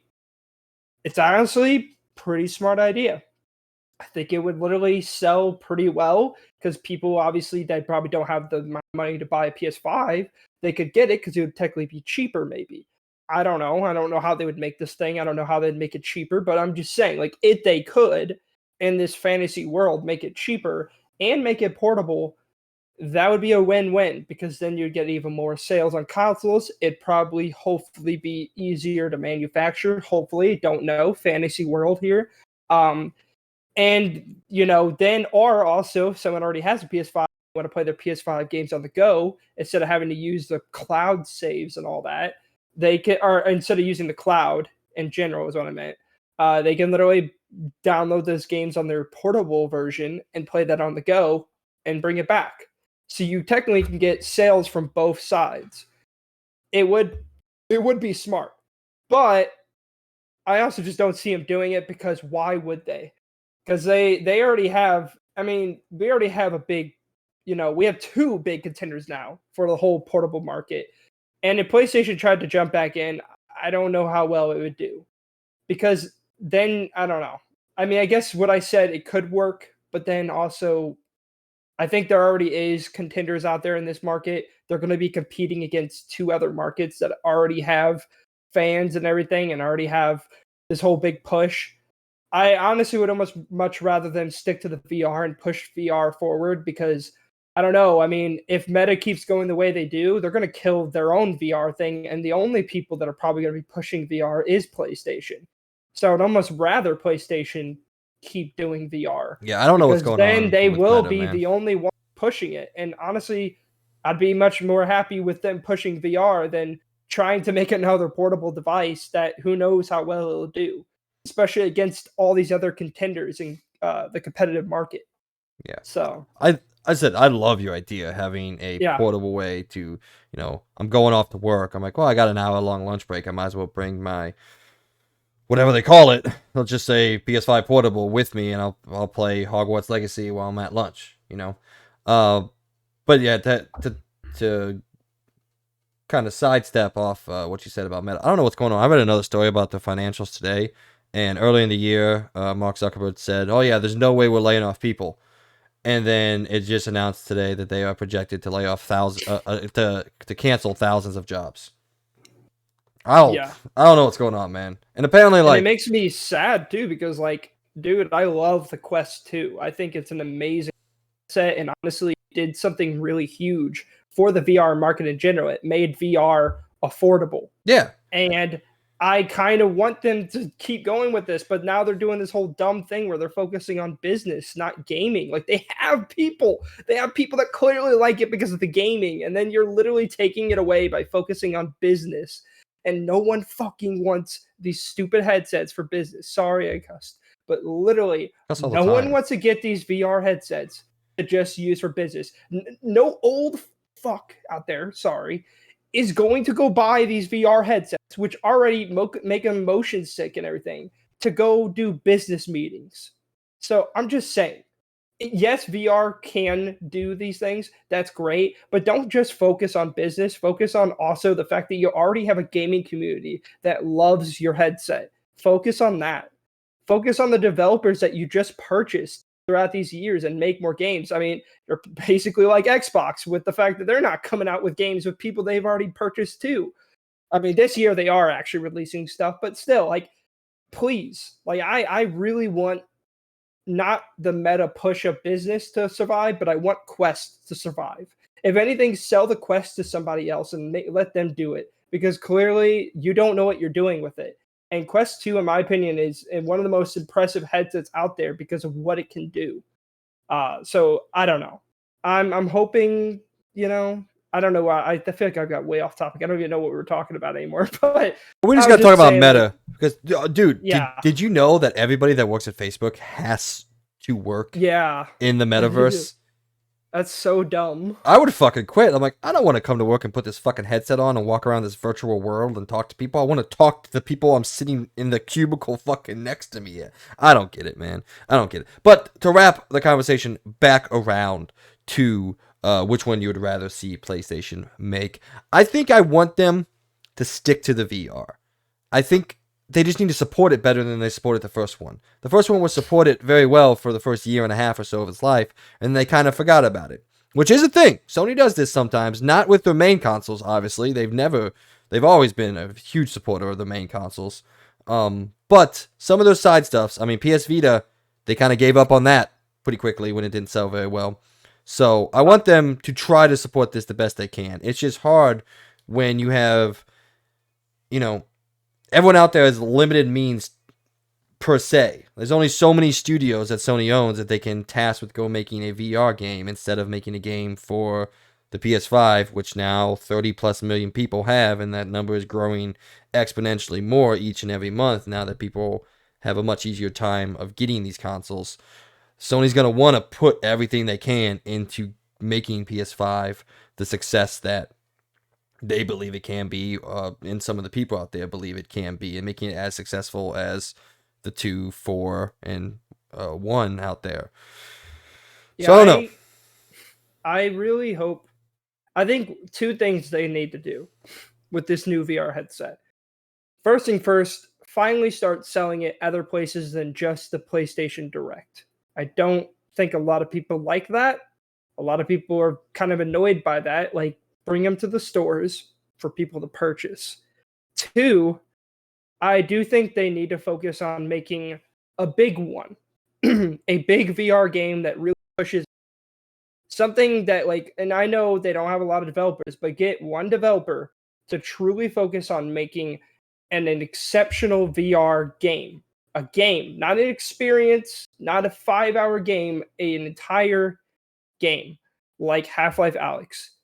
truly just blow people's mind away and make something like that.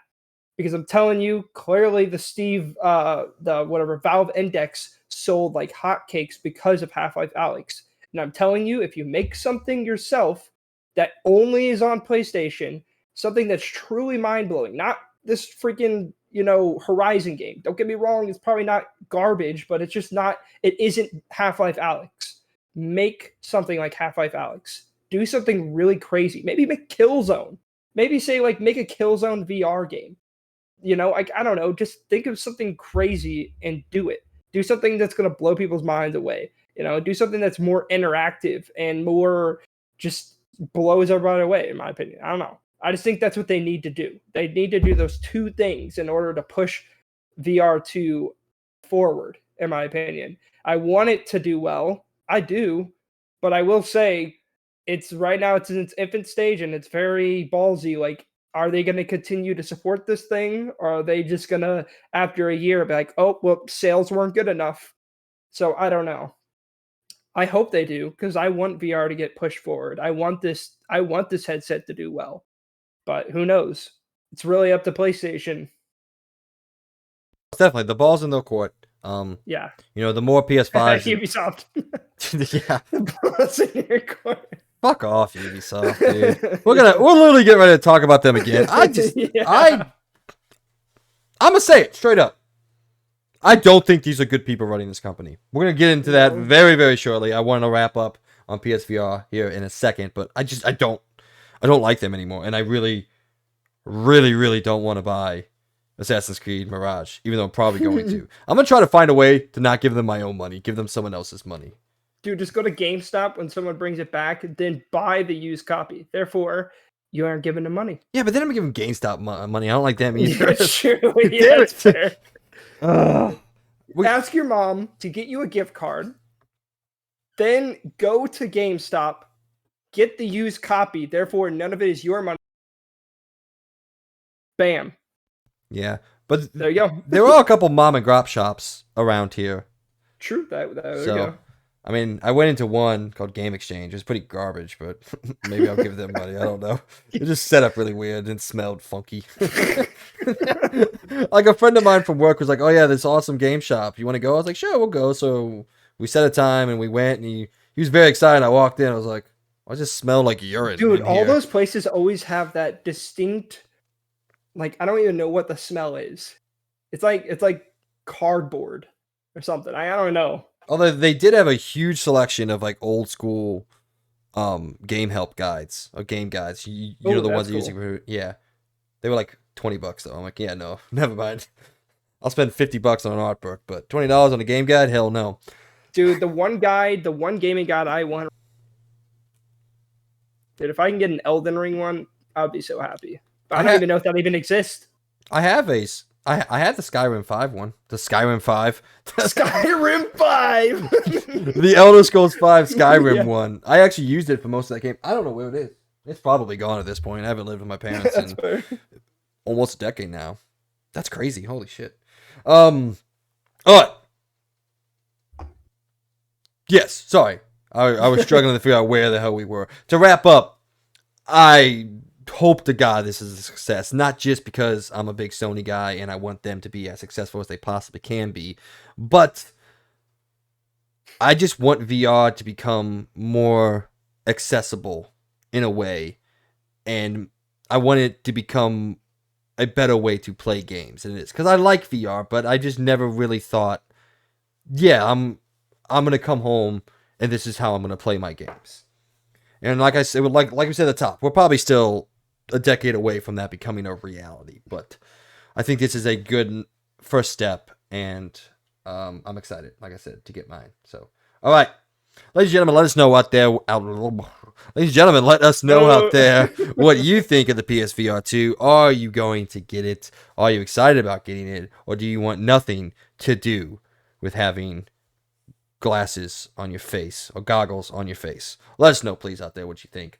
And to wrap it up, yes, I do think it's dumb that Sony's only selling it through their direct website, which not a lot of people even know about. So yeah, that's what I mean. Like, they need to not going to bode well for sales there if you really want to push this thing. They're literally keeping it on one way of getting it. So, I mean, clearly people that know PlayStation, they're like, oh, I'm going to go to the store and see if it's there. Oh, it's not. Oh, okay. Well, it must not exist or come out. Like, like if you want the wider audience to know about it, then release it more than places than just the PlayStation Direct. The only people that can get away with this kind of crap is literally Steam with their whole Steam Deck thing, where the only way you can get the Steam Deck is on Steam itself. But PlayStation's a whole different thing than that. Yes. And it's a lot more of a wider audience. Steam is ubiquitous with the PC market, and it's sad to say, I don't think anyone who doesn't have a PC or play PC games is going to buy the Steam Deck anyway, so... I purchased it. Okay, but yeah, you're still a gamer, though, I guess is what I meant. Okay, that's fair. Yeah. I don't think, the dude who bought his fucking HP computer to scroll Google Chrome, watch some porn when his wife's asleep, I don't think he's jumping on getting the Steam Deck. Well, that got weird. That was a weird way to say that. All right. All right. Let's just, on that, let's go to Around the Point, guys. Ladies and gentlemen, like I said, let us know down there what you guys think about the PSVR2. We're going to go now into Around the Point, where we here at the Experience Point go around the video game world and give you the news that you need to know about.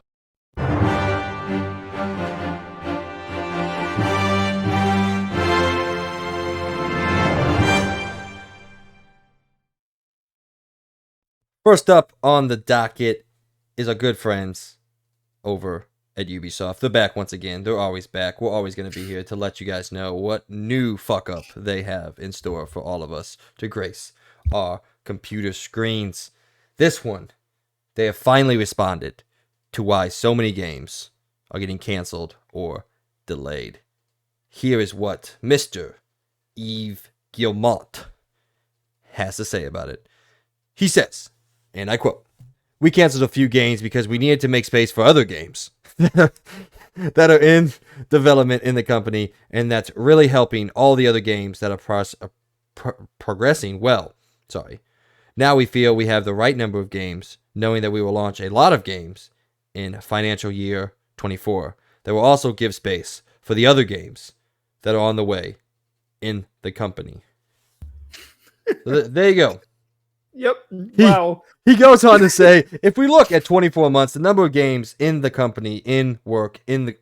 Wait, what? The number of games in the company, in work, in the company will go down quite a lot. I don't know if that was him or IGN, but someone fucked up there. And that will give us more space to all the games that we have on the way. Having said that, we know that many of those games are also going to have post-launch content, and this will take... You know what? I don't even fucking care. Shut up.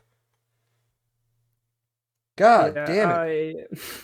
So pretty much, you started too many games, and you realized you couldn't do it, so you just canceled the ones and focused on probably your free-to-play, money-hungry games with NFTs in them.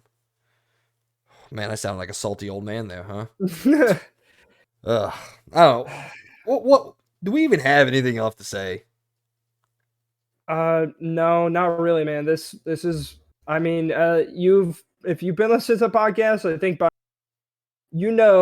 we just, I mean, especially me, I've lost all faith in Ubisoft, like at least probably a year ago by now. I just stopped caring. I just know that all they make is garbage, that literally is just regurgitated, and they make every game into the same game with no effort and just copy and paste. They don't do anything. I don't care if you do the same thing, but maybe make it more interesting. I know a lot of people back in the day used to say, Ubisoft, they just copy and paste. But back then, at least the games were enjoyable. Now it's like they make every game just with so much content that it's just not enjoyable, and all the content inside the package is just not fun at all. I don't know. Ubisoft is Ubisoft at this point. They kind of put themselves down at this point, and honestly, I don't have any faith in anything they make anymore. Not a single thing, other than probably the Mario and Rabbids, which is really sad to say. That's extremely sad to say. Well, that's funny. Probably the most content game that are honestly the most original game that they've come out with in years. Yeah, I mean, going off what you said is, we used to all say that Ubisoft games are copy and paste, but yes, we did enjoy them. I used to always like to use the phrase Ubisoft swims in sevens. swimming in the sevens, all right? Ubisoft game comes out, you know what you're getting. You're jumping in and you know the quality and the type of game you're going to get. And I was okay with that for a long, long time. But then that swimming in sevens became, I don't know, dipping in fives. I don't know what to say. Finger in fives. How about that? They're finger in fives now. Yeah, it's God damn. Oh God, Jeez. I'm creative. That was a good one. I'm gonna pat myself on the back for that one. Ubisoft is finger in fives. IGN put it on the title, but yeah, it really just sucks. And like I said, outside of the game's just not being good anymore, the company itself just doesn't seem to be a good company. It's full of people that homophobic, transphobic, sexist, whatever you want to say. We don't dive into it too much here because we're not a political podcast, but those things do exist in our world, and every once in a while we do have to recognize that those things exist. So not only are they not even making the games that I enjoy anymore, and they've destroyed a couple of the franchises that I really enjoy, one in particular, I just don't think they're good people over there. The vast majority, I'm sure there's great people over there that don't, I'm not saying the whole of it, I'm just saying like there are people that aren't deemed to be good people over there, in charge especially. And I like I said, I just don't want to give them money. I really don't. Like I always preach, vote with your wallet. It may not make a difference overall, but it'll make a difference to you as a person. You know, I stopped buying EA games for the longest time. The only one I ever bought was Star Wars Fallen Order. Other than that, I rarely ever bought EA games. But recently, I'm going to get the new Star Wars. I got It Takes Two. I'm excited about some of the other things. They just came out with Wild Hearts. Seems to be, not a perfect. It's basically a lesser Monster Hunt. Yeah. What is it called? Yeah, Monster Hunter? I can't think of the word I was trying to say there. It's not a perfect, whatever. It's Monster Hunter, but it's not as good as Monster Hunter, but it's still a good game overall, It's sitting at 80 right now. It's still a genuinely well-received game.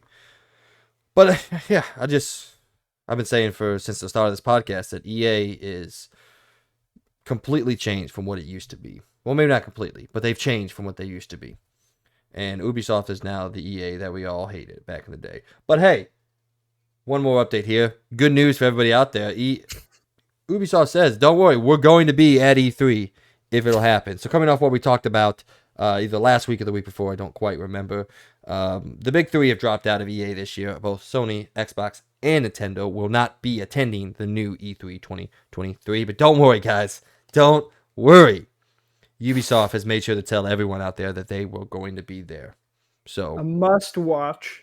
Yeah. Just so excited. I mean, I'm going to watch it for not just the pure entertainment sake, but just to see. There are some things I'm still not exactly excited for anymore, but I still want to experience it in a way. Assassin's Creed Mirage. I'm a big Assassin's Creed fan, and I want to see if it can really bring us back.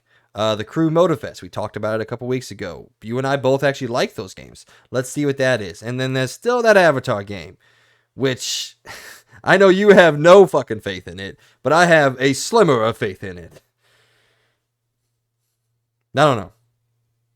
I guess only time will tell, like all things. Anything else you have to say on Ubisoft? Nope. Not a single thing. I'm telling you, man. DJ may be right. Probably not this year. Well, probably definitely not this year, but eventually some year. Maybe they don't exist anymore. All right. Yeah. Ladies and gentlemen, we've gotten word of the Season 3 update for Call of Duty Modern Warfare 2 and Warzone 2.0. Coming off the release of Season 2 that Logan talked about earlier, we have gotten some information on Warzone Season 3. The big one, gunfight, is coming back. And I'm sure Logan's very excited about that. I'm confused. Why are they saying Season 3? It's Season 2. Is that a misprint? Okay, because I was very confused too. I think so. I'm very confused by this, unless they're counting the launch of the game as Season 1, but that's not Season 1. That's just the launch. I'm very lost on this. I'm trying to read this, and I'm like, are they talking about, like, they know news from Season 3? Because, like, I'm pretty sure Gunfight is coming to Season 2, but it's, like, later on. Because, I mean, when I got on there, it's not there. Which, by the way, want to throw in some really really annoyed. Third person's gone.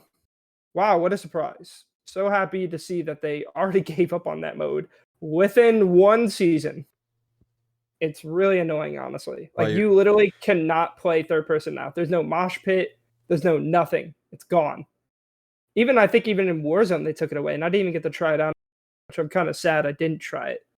I'm kind of sad about that. I know you liked it too. I really liked it. I thought if they added more modes, which for some reason at the launch of the game, they didn't even give third person its own playlist where you could choose modes. Like, it was only mosh pit, which basically when a mode goes to mosh pit in Call of Duty, that usually means it's dead, which is really annoying because they launched the game and put it in mosh pit automatically, and it didn't even have all the modes in it. Like, I don't know, like they could have added in like hostage rescue and all. Like, imagine playing third person with those modes, but they didn't.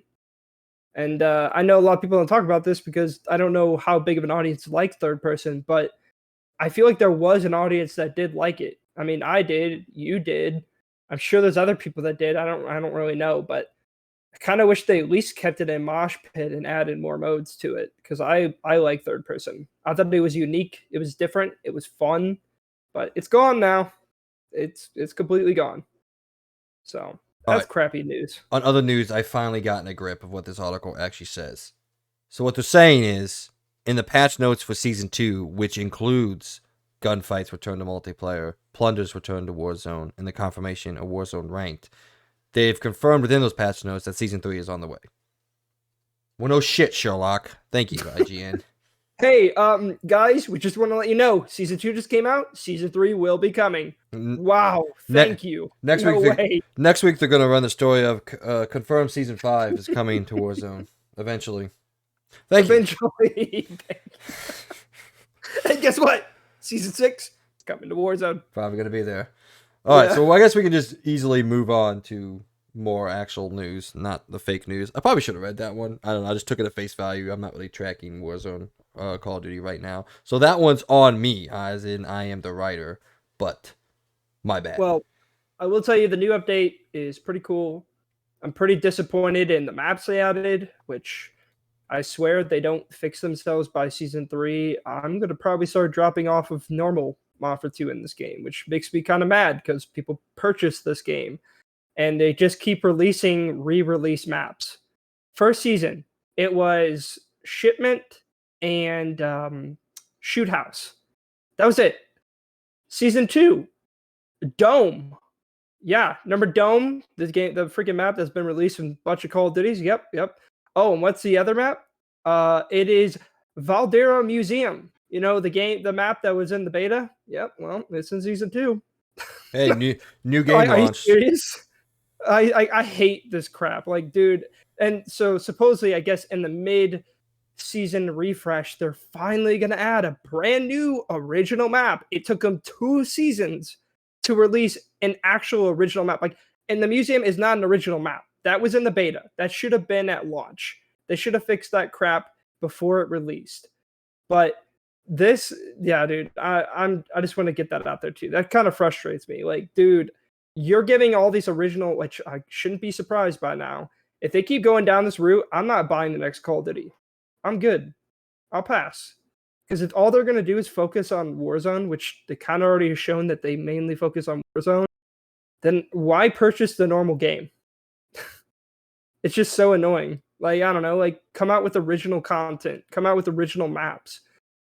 I have not gotten a single original map since launch, and I find that to be very frustrating, and I know they have the money team because they put everyone in Activision, even the Tony Hawk team and every other team that ever existed at Activision to work on Call of Duty. So I know they have the manpower. So man/women power, not trying to be sexist, but you know, human power. Yeah, human power. They have human power to work on this game. So like, come out with original stuff. It's not that difficult. You're making 6v6 maps. What's even more annoying is I bet you season are going to add Terminal, which, by the way, has been in the game this entire freaking time. It's all in Warzone. If you play Warzone, you'll see all these maps already in the game. So all they're doing is just doing cookie cutter, cut that out. Okay, 6v6 map. cookie cutter. Oh, new map. That's all they're doing. Like, that's lame. So sorry, I want to go on a little tangent with that, but No, rant away, sir. it just frustrates me because I I love love your Call of Duty, rants. and this just bothers me. Like, I love Call of Duty. I love this Call of Duty especially. I love this one. It's really fun.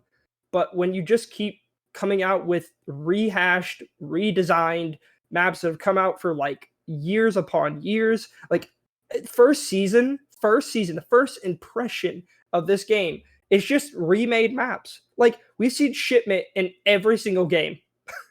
We've seen Shoot House in the last game. Did we really need Shoot House at the very beginning of the game? Did we really need to have redesigned maps on the first season of this entire game? I don't know. And maybe it's just me. Maybe I don't understand, but I just think it's really dumb because they come out with this original Resurgence map, which, by the way, all of it was mostly original, looked very cool. They have some very unique stuff in it, but their multiplayer maps are not. So I don't know. I think rant's over. Just want to get that out there. I hope season 3, well, at least this new map they're adding in the season 2, I hope it's good, but who knows? All right, well, until then, I guess we can look forward to the announcement of Season 4 coming to Warzone 2.0. Yeah. Next on Around the Point, number 3, developer Foray Games has announced that the Metro Exodus sequel is reportedly already deep in development. A sequel to 2019's Metro Exodus is reportedly deep into development, even fully playable, and could release as soon as 2024, according to Insider Gaming sources who suggest that an official reveal will come later in the year. Excuse me. Developer Foray Games have previously revealed the existence of the title, writing in 2020 that it's no secret. We have already started work on the next Metro game. Using everything we've learned for the last 15 years, we've set our sights even higher. The next game is being built for Gen 9 consoles only and PC, with a complete overhaul of our engine and renderer to take advantage of the newer power, storage, and hardware-supported ray tracing afforded by the new consoles. Little else is known about the game outside of its perhaps beginning with a dream sequence, but it's fairly safe to assume we will follow in the footsteps of the excellent and gorgeous Metro Exodus. Remind me if I'm wrong. You played Metro Exodus, right? Or was that? I did. Yeah, okay. Because I know Eric played it, one of my other friends. He really loved it. I didn't remember fully if you did. So this is definitely a story for you. Does this tickle your ballsack? Oh, yeah.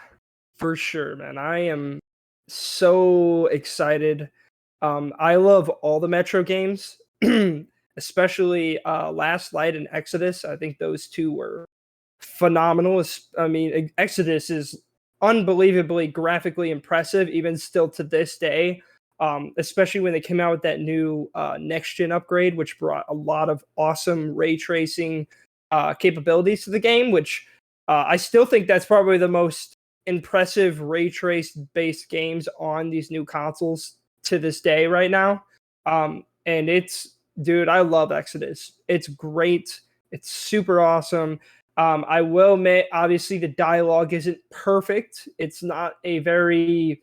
I think it's been mainly because this game was originally recorded in Russian, or maybe I don't know if it's Russian or I think it's Russian, and they kind of bring it to English, so it doesn't really sound right. Some of the grammar and all that, the way they talk, sounds a little awkward. But I do think still it's a very enjoyable story. It's a very interesting world, especially what Exodus does. Oh man, that the plot and the interesting things that happen, fan freaking tastic. It's so good. And dude, again, this game is just so mind-boggling good, and it also does some really unique things in Exodus with the semi-open world sections that are really awesome. I full-heartedly, if you ever get time, Mike, to finally play this game, I believe you'll like it. I really like it a lot. It's so freaking good. I have it on both of my main consoles. I have it on my Yeah. PC and I have it on PlayStation.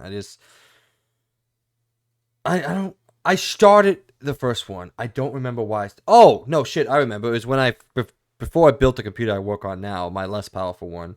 There was this massive artifacting problem going on, so I jumped off because I don't think my computer could have run it. My first computer was not powerful at all. And this one could easily run it. I just haven't jumped back into it yet. Probably do that before I play Call of Duty Warzone 2.0. So we'll see. I'm sure you are. No, but yeah, if you ever get a chance to play, obviously I know you probably want to play through all of them, and they all do they are all in order. It's 1, 2, 3. So the story does continue from each one. It's not different stories with each game.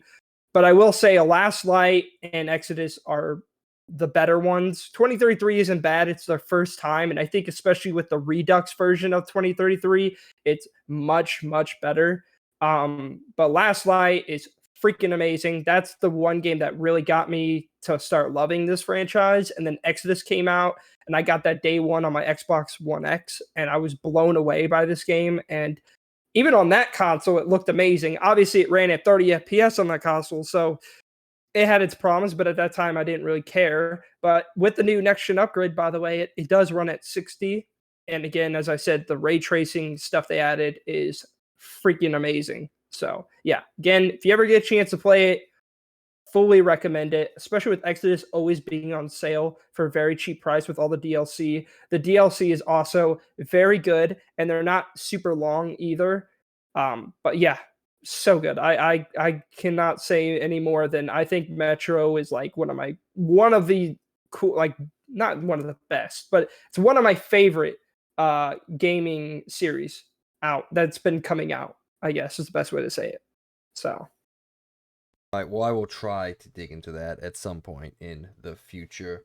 However, also, excuse me, I'm having troubles today. Also, in the future, number 4 on Around the Point, Firaxis has officially announced that a new Civilization game is in development at the studio, revealed alongside the announcement that former Chief Operating Officer Heather Hazen will be the new studio head.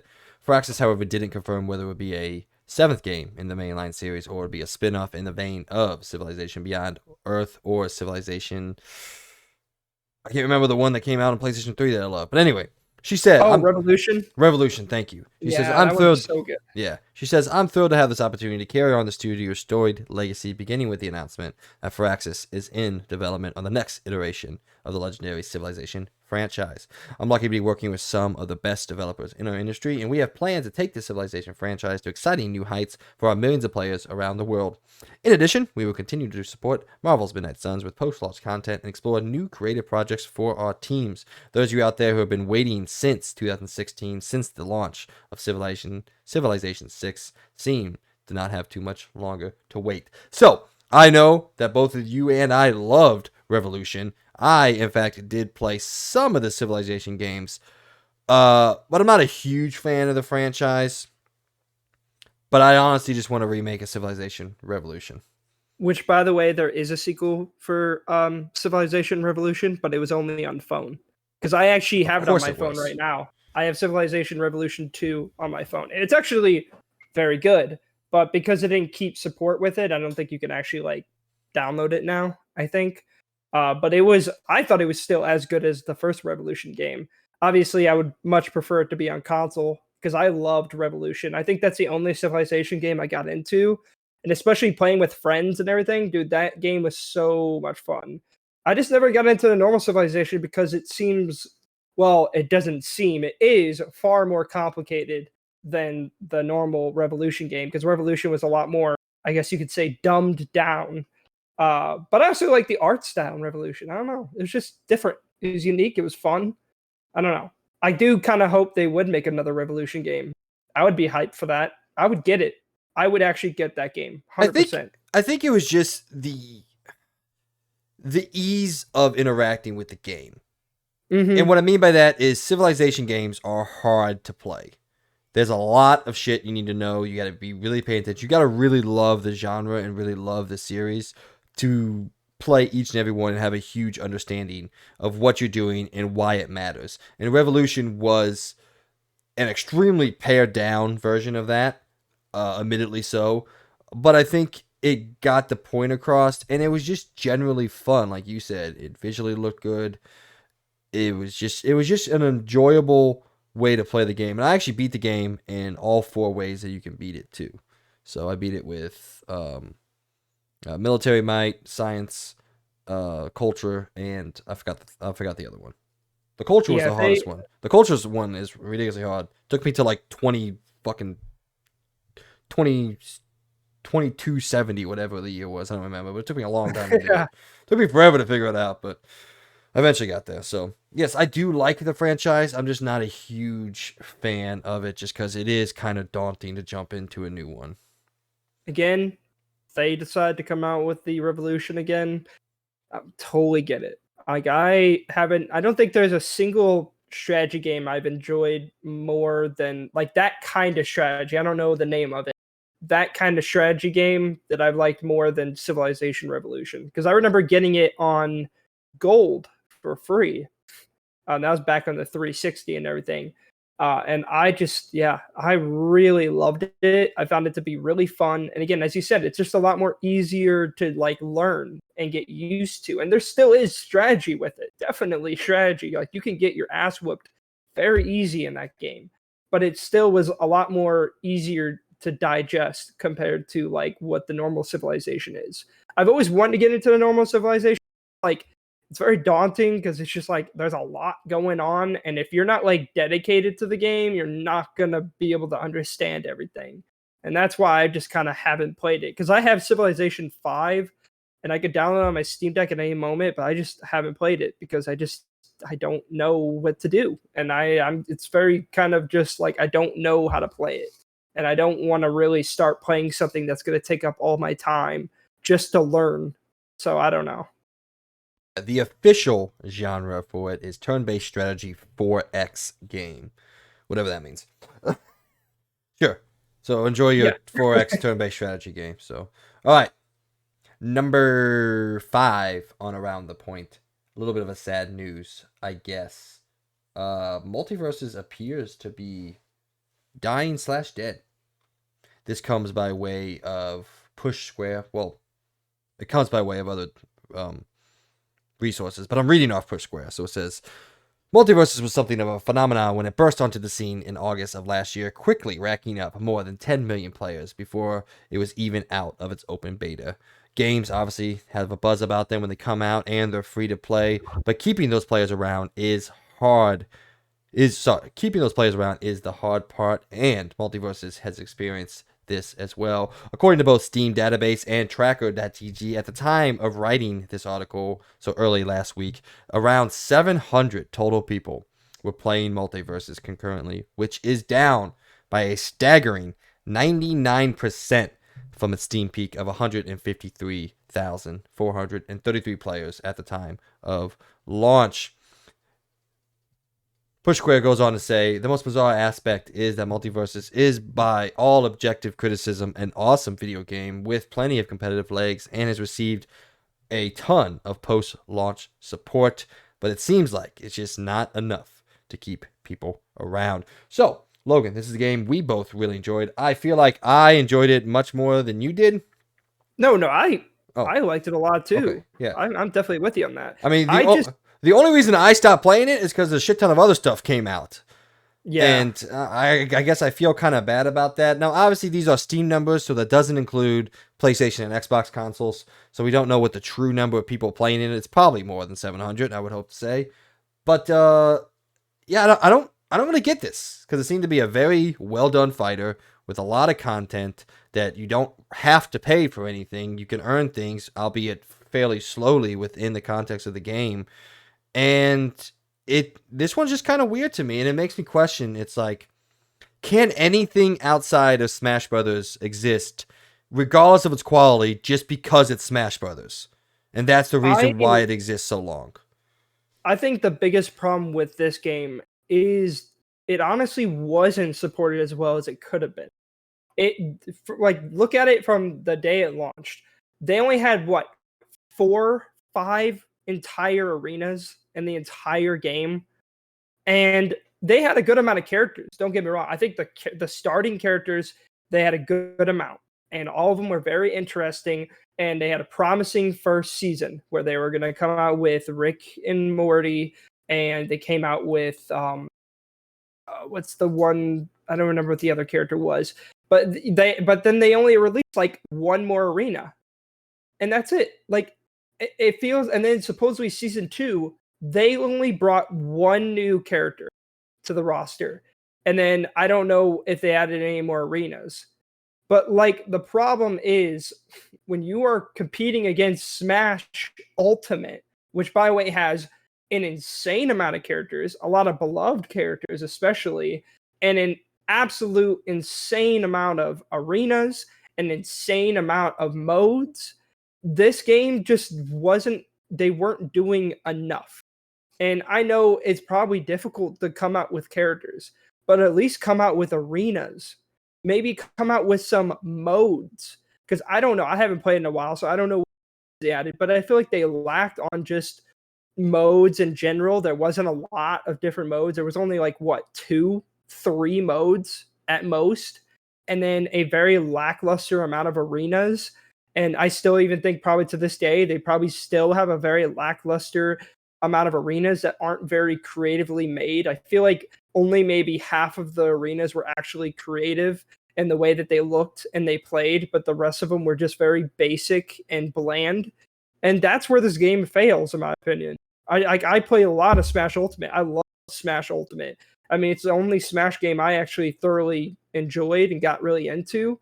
And that's because of the sheer amount of content, the sheer amount of fighters, and the sheer amount of just arenas that they added to the game. It's insane.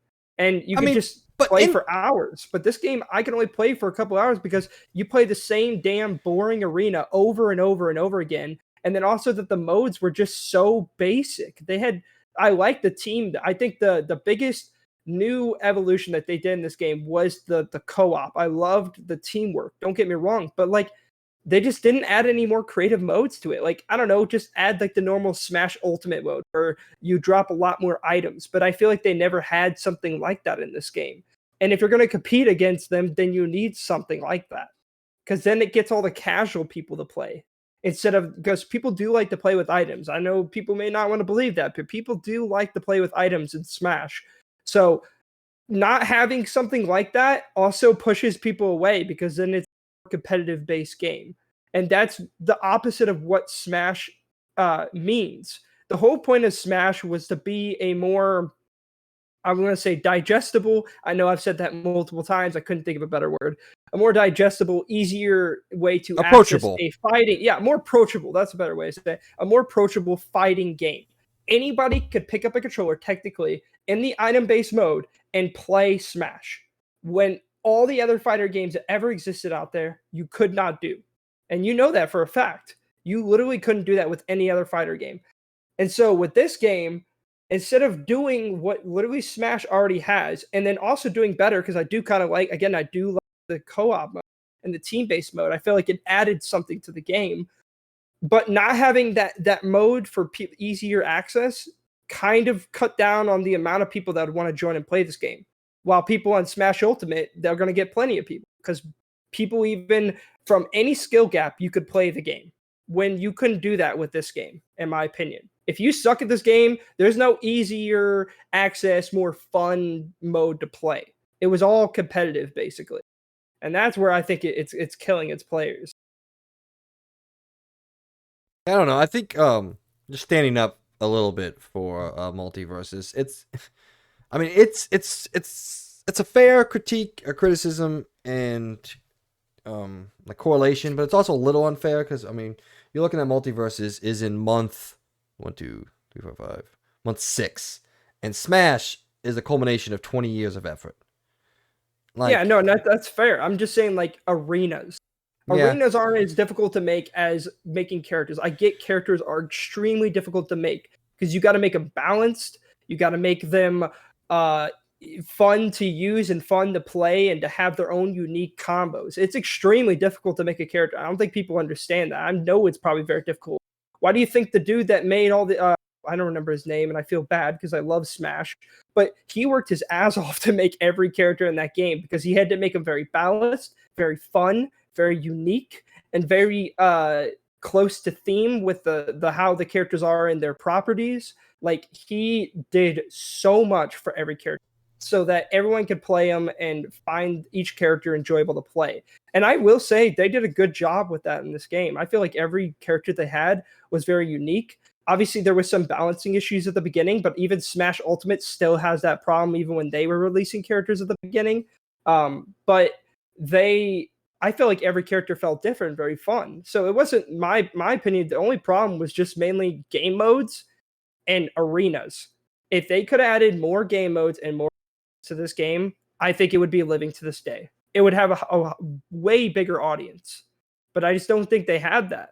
Yeah. And they were focused too much on making characters, which, don't get me wrong, adding more characters is important. I know it's difficult, but you need to also focus on the fact that you have no game modes. That's where it dies.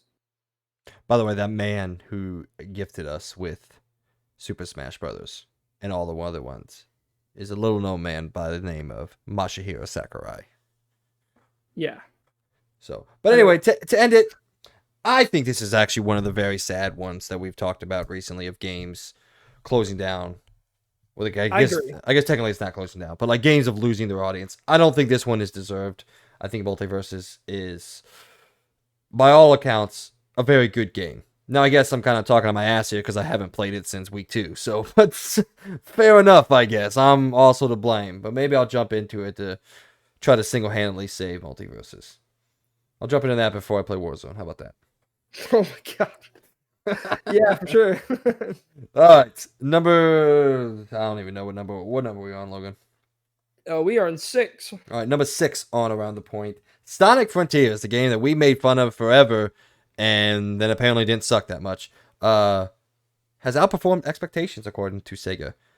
This is what Push Square had to say about Sega's financial reports. They said Sonic Frontiers might have received a mixed reception from fans and critics alike when it launched late last year, but Hedgehog faithfuls came out in force to support the game regardless. We know the game sold over 2.5 million copies in its first month on the market, and while there is no official updated figure, it's clear that Sega is happy with how it's doing. From their investor point, the publisher says Sonic Frontiers greatly exceeded our original estimation.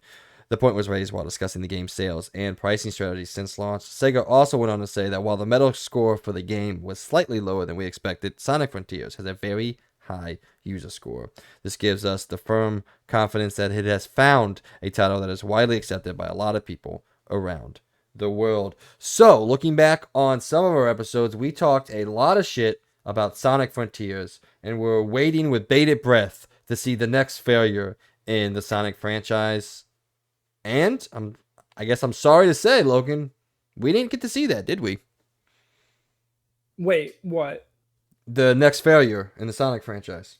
We didn't see that. We saw actually probably its greatest success since the last game. Not counting the movies, obviously. That's fair. Yeah, I mean, I guess it's great that it outperformed. You know, it did better than they ever expected. I still think the game looks very lame, but Sonic fans seem to be eating it up. Like a lot of people I know that are like actually absolutely enthralled with the whole Sonic franchise, and probably the more dedicated fans out there, they all absolutely love this game. They think it's fantastic, but I know from what I see, it just looks kind of meh. Looks very average. I mean, 2.5 million copies in a month. Yeah. That's nothing to scoff at. That's half of what God of War Ragnarok did in its first month. Yeah, which I know I know, which is like saying, oh, it only did half as much. I'm like, bro, it's God of War Ragnarok for Sonic Frontiers. You wanna know what's funny? You know what else you know what other game was supposed to come out? Skull and Bones. Still hasn't come out yet. Yeah. Someday. Hopefully not. I can't wait to see this. Oh God, absolute disaster. I cannot wait to talk about it on the show. We're definitely gonna bring on DJ for that one because I think he's still excited about it. I don't know why, but I think he is. I just want to say, DJ, I'm sorry. Yeah, I'm very sorry. You know what? I'm sorry. Actually, you know what? I'm not sorry. I hope you love it. I really do. I hope you play it for 300 hours like I played Marvel's Avengers. Which still not a single one of you guys supported. Dude, if only we could edit the South Park. I'm sorry. I'm sorry. I mean, I could. I'm just lazy, so. I don't blame you, but no. That's a lot of prep time, and I ain't got time for that. So. All right, moving on now. Rounding out are getting to the end of Around the Point. Number 7, PlayStation seems to have finally figured out, at least for 1 month, how PlayStation Plus should work. This is from the PlayStation blogs being read from the IGN article. The PlayStation Plus games for the month of February in the extended, the extra or premium tiers are as followed. Horizon Forbidden West, the big one, simply 1 year after the launch of the game, which could be, I guess, a sign of things to come. We know we're not getting these games on PlayStation Plus at launch, but if, a year or so after the game comes out, they make their way to PlayStation Plus, well, that was a slurred word. PlayStation Plus, me personally, I think that's fine. However, that's not all the big hitters coming. Also arriving in February are The Quarry, Resident Evil 7, Outriders, Scarlet Nexus, Borderlands 3, Tekken 7, Ace Combat 7, Skies Unknown, Earth Defense Force 5, Oniaki, Lost Sphere, I Am Setsuna, and The Forgotten City. Now, not all of these are bangers. I think the only one that's not actually a great game is Earth Defense Force 5. The rest of them all fairly high quality in their own right, with hiccups here and there. Hey, dude, I fucking love Outriders, dude. Are you kidding me? Yeah, I'm sure you fucking do, Mike. I'm sure you fucking do. Leaving me behind. You took too long. What can I say? I tried. God damn it. I still feel bad about that. I really do. I enjoyed it, but I still feel bad. I did. I fucking left you in the dust. I smoked your ass on that one. I am sorry. But overall, it was a good game. I'm sorry you didn't get a chance to experience it. But, that's fair. So yeah, outside of me dusting Logan and just leaving him on red for that one and ghosting the fuck out of him, this is a fantastic month for PlayStation Plus. Probably not going to get these every single month. I think it's, a little hyperbolic to think every single month is going to be like this, but we can recognize them when they are. I personally think this is probably easily the best month that they've had since the launch of the service back in mid of last year. Just the list of games. I've played most of these, but there's a couple on here that, like The Quarry, I'm finally going to get a chance to play that because I really didn't want to spend any money on it. Oh, yeah. And then, Lost Sphere and I Am Setsuna, both of those are kind of old school Final Fantasy style JRPGs from Tokyo RPG Factory. I've played I Am Setsuna, never jumped into Lost Sphere, but I Am Setsuna is really good if you like some of those old school SNES style of Final Fantasy games. So the list is great. I don't know if you think it's bad, don't know, but I personally think this is a fantastic month for this service. I think some of well, here's the thing. I think it's very, again, it's really up to your own opinion on what you think is best, because I've played a lot of these games or have had it on Game Pass for probably a century now. But for people that probably only have PlayStation and probably haven't played a lot of these games, I think it's a good a lot of these games are really good. Obviously, Resident Evil 7 is a bit of a weird one because you already kind of got that with the collection. So you already kind of got it, but cool that they're adding it to another part of their service that they already have on their other part of the service. But hey, whatever, works out. The Quarry, I think, is a big one. I think that's a really good one to see in here. Obviously, if you've ever played Outriders, get that. Scarlet Nexus, another very good one. Borderlands 3, good one. A lot of these are really good. I can't really say anything negative. I think the biggest thing is Forbidden West for the people that didn't want to purchase it. Though I do have a question. What came out the premium? What came out? Oh, there's a list. Keep talking. I'll find it. Yeah, I was because I'm that's cool for the extra. But where's premium? I just want to know what they came out in there. But what they bring PS3 cloud games? Ugh. Dude, I want more PS2 games, please, or PS1, both. I don't care. More. But yeah, no. I think this is still good. I don't have any problem with it. Obviously, I've had Game Pass, so they had that's because I have an Xbox. So people that have PlayStation, this is still insanely good. I still think extra is totally worth it if you do have a PlayStation, because obviously you pay a very small fee for a ton of games, and a lot of good games get added to this, and that's in my opinion, that's why I like about both this and Game Pass is just the fact that just paying this small fee to get a lot of good games is totally worth it, in my opinion. I think, and honestly, a lot of people say this is bad, but in my opinion, this kind of just brings me back to when I was a kid, when going to like Blockbuster or movie gallery, or I guess Family Video for a lot of people. You know, when you literally could just buy a membership there and then leave with whatever game you wanted to do, I guess, and movie. And you could just go and get a game, play it, beat it, whatever, and then you could just return it, you know? And that's kind of how this feels. Like you download the games you want to play out of the catalog, and then whenever you're done, you could, I guess you could download all the games if you really have the space. And I don't know how you'd have the space to download all the games. God damn, Jesus. You better have like a 12 terabyte drive. I don't know how you're downloading them all, but I just think I don't think these are bad. I think these are great because it adds value. And honestly, it makes people want to try more games, because I don't think people understand that before this, probably a lot more people are a lot more cautious on what they wanted to try.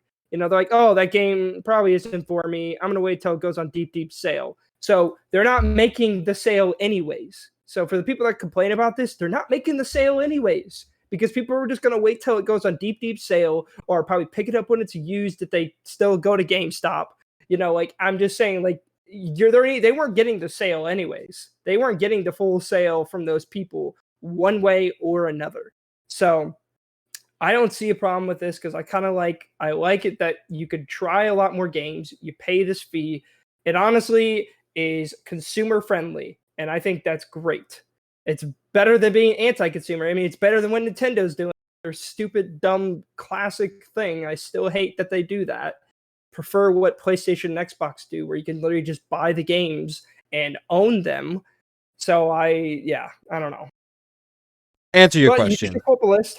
Yeah. To answer your question, the PlayStation Plus premium games this month is a great list if you are me and you like PS1 JRPGs. So anyway, you get The Legend of Dragoon, a game that most people, or some people believe out there, is better even than Final Fantasy VII. Wild Arms 2, the sequel to one of the games that was there at launch. Get the sequel. You can play it now if you want. Harvest Moon, Back to Nature, a different kind of RPG, but still an RPG nonetheless. And then the weird one, only for premium, you get the PS4 remake of Destroy All Humans. So, for me, being a PS1 guy, that is actually a decent month. I know you don't give a shit about any of these games, but being a PS1 guy, which had a litany of JRPGs and standard Western RPGs, this is a decent month. It's not, it's not Siphon Filter. We already got all the Siphon Filters. It's not, well, what's the one that you want? I just SOCOM. want some of their... Yeah, it's not SOCOM. Yeah, SOCOM.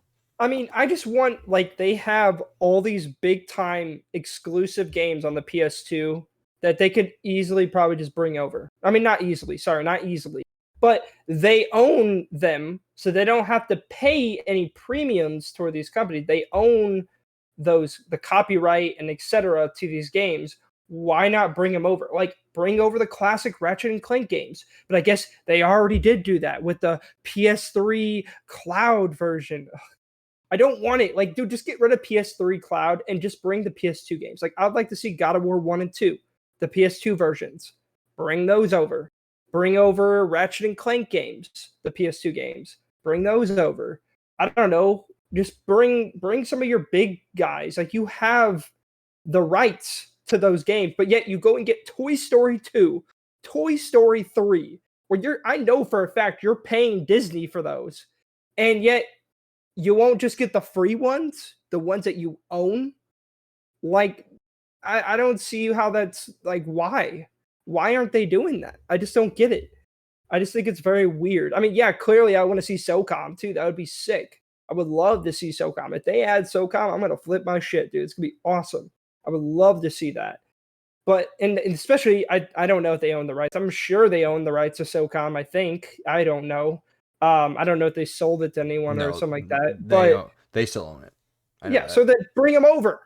Bring them over. You have like a ton of SOCOM games you could bring. You have all the Ratchet and Clank games. You have God of War 1 and 2, and I know technically God of War 1, PlayStation 3 Cloud.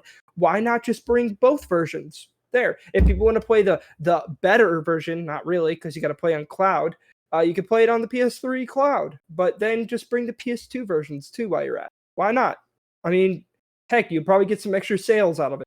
You know, you'd make people happy. I'd much prefer if you brought the PS2 versions over, because then I can actually play them and not have to deal with the cloud. So I don't know. I still think I would really wish they could somehow fix the PS3 thing, but who knows that they won't put the resources into that. So if you're not going to do that, at least bring PS2 games, more of them, like a lot more of them. I would like to just see more. Yeah, I'm still holding out what appears to be non-purposeful hope that PS3 gets true emulation on PS5. But probably, I mean, fair enough. We're not even a year into this service, so I guess give them some time, but the time is running out shortly. Like I said, for people who love the PS1 and love what the PS1 was, which was essentially a JRPG fucking factory over there, both The Legend of Dragoon and Wild Arms, that's over 100 hours of pretty fantastic gameplay for this month. So, like I said, I personally think that's good. It's not obviously what everyone wants, and yes, would I love to see Ratchet and Clank come out? Obviously, but that's not what it is. So, all right. Oh no, I mean, I don't think it's bad. I think honestly, that's better than what they've been doing. I see nothing wrong with these two games. Honestly, that's great. It's different. It's not Toy Story 2 and 3. You know, like I just want to see more PS2 games, especially some of their exclusives.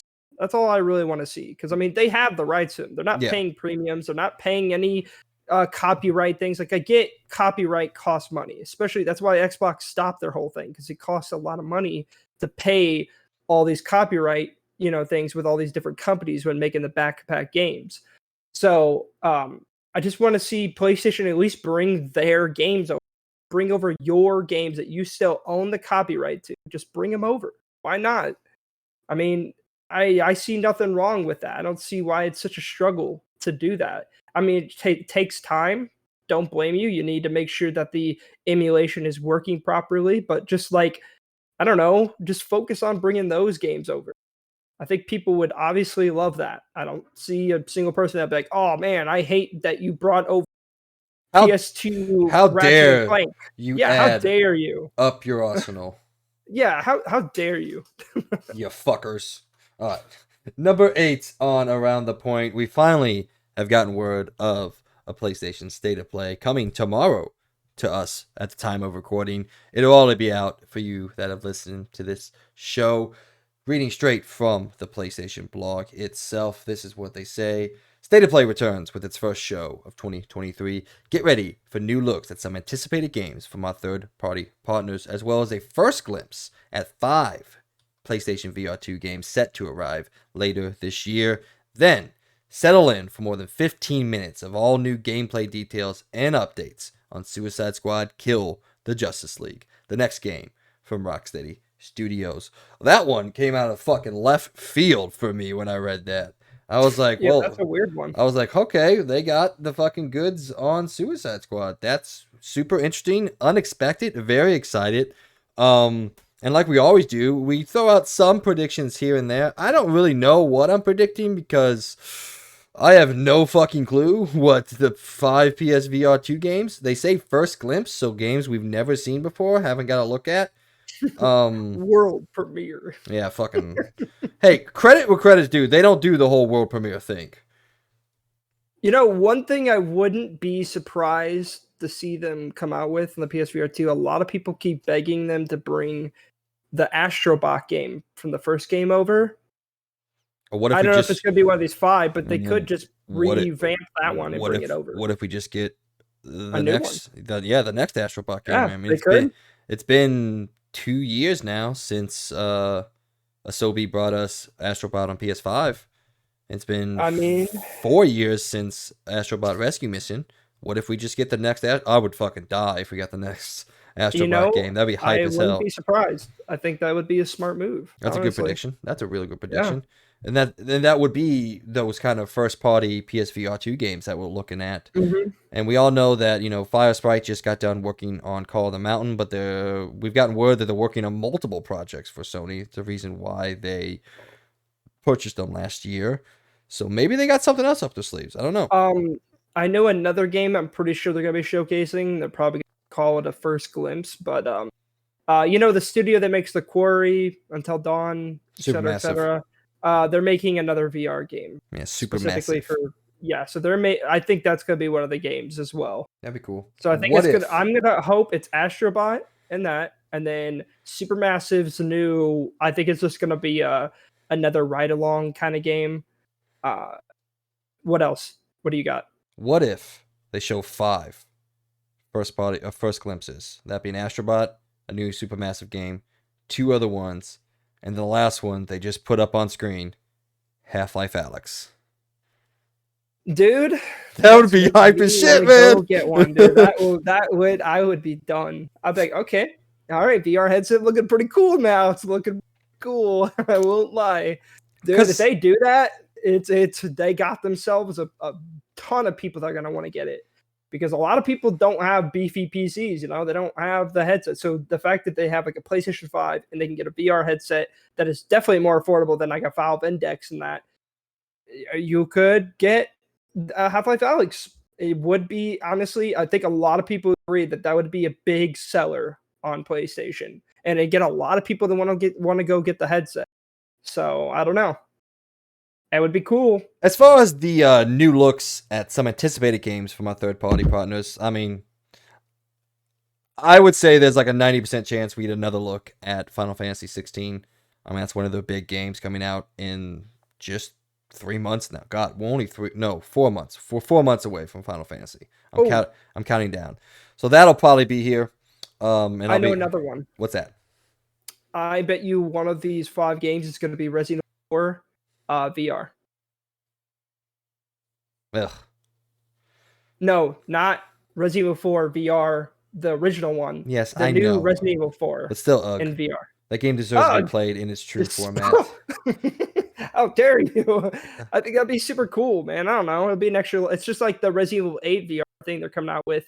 That especially makes me think that the Resident Evil 4 VR is going to be showed here. All right, yeah. So we got Astrobot, Supermassive, RE4 VR, Blank, and Half-Life Alyx. Honestly, that would be incredible. That is wishful thinking. Very incredible. But that would be absolutely incredible. It is interesting to think, and like I always tell people, temper your expectations for these state of plays. The big Sony stuff comes out during the showcases, which we haven't fucking got one since September of 2001.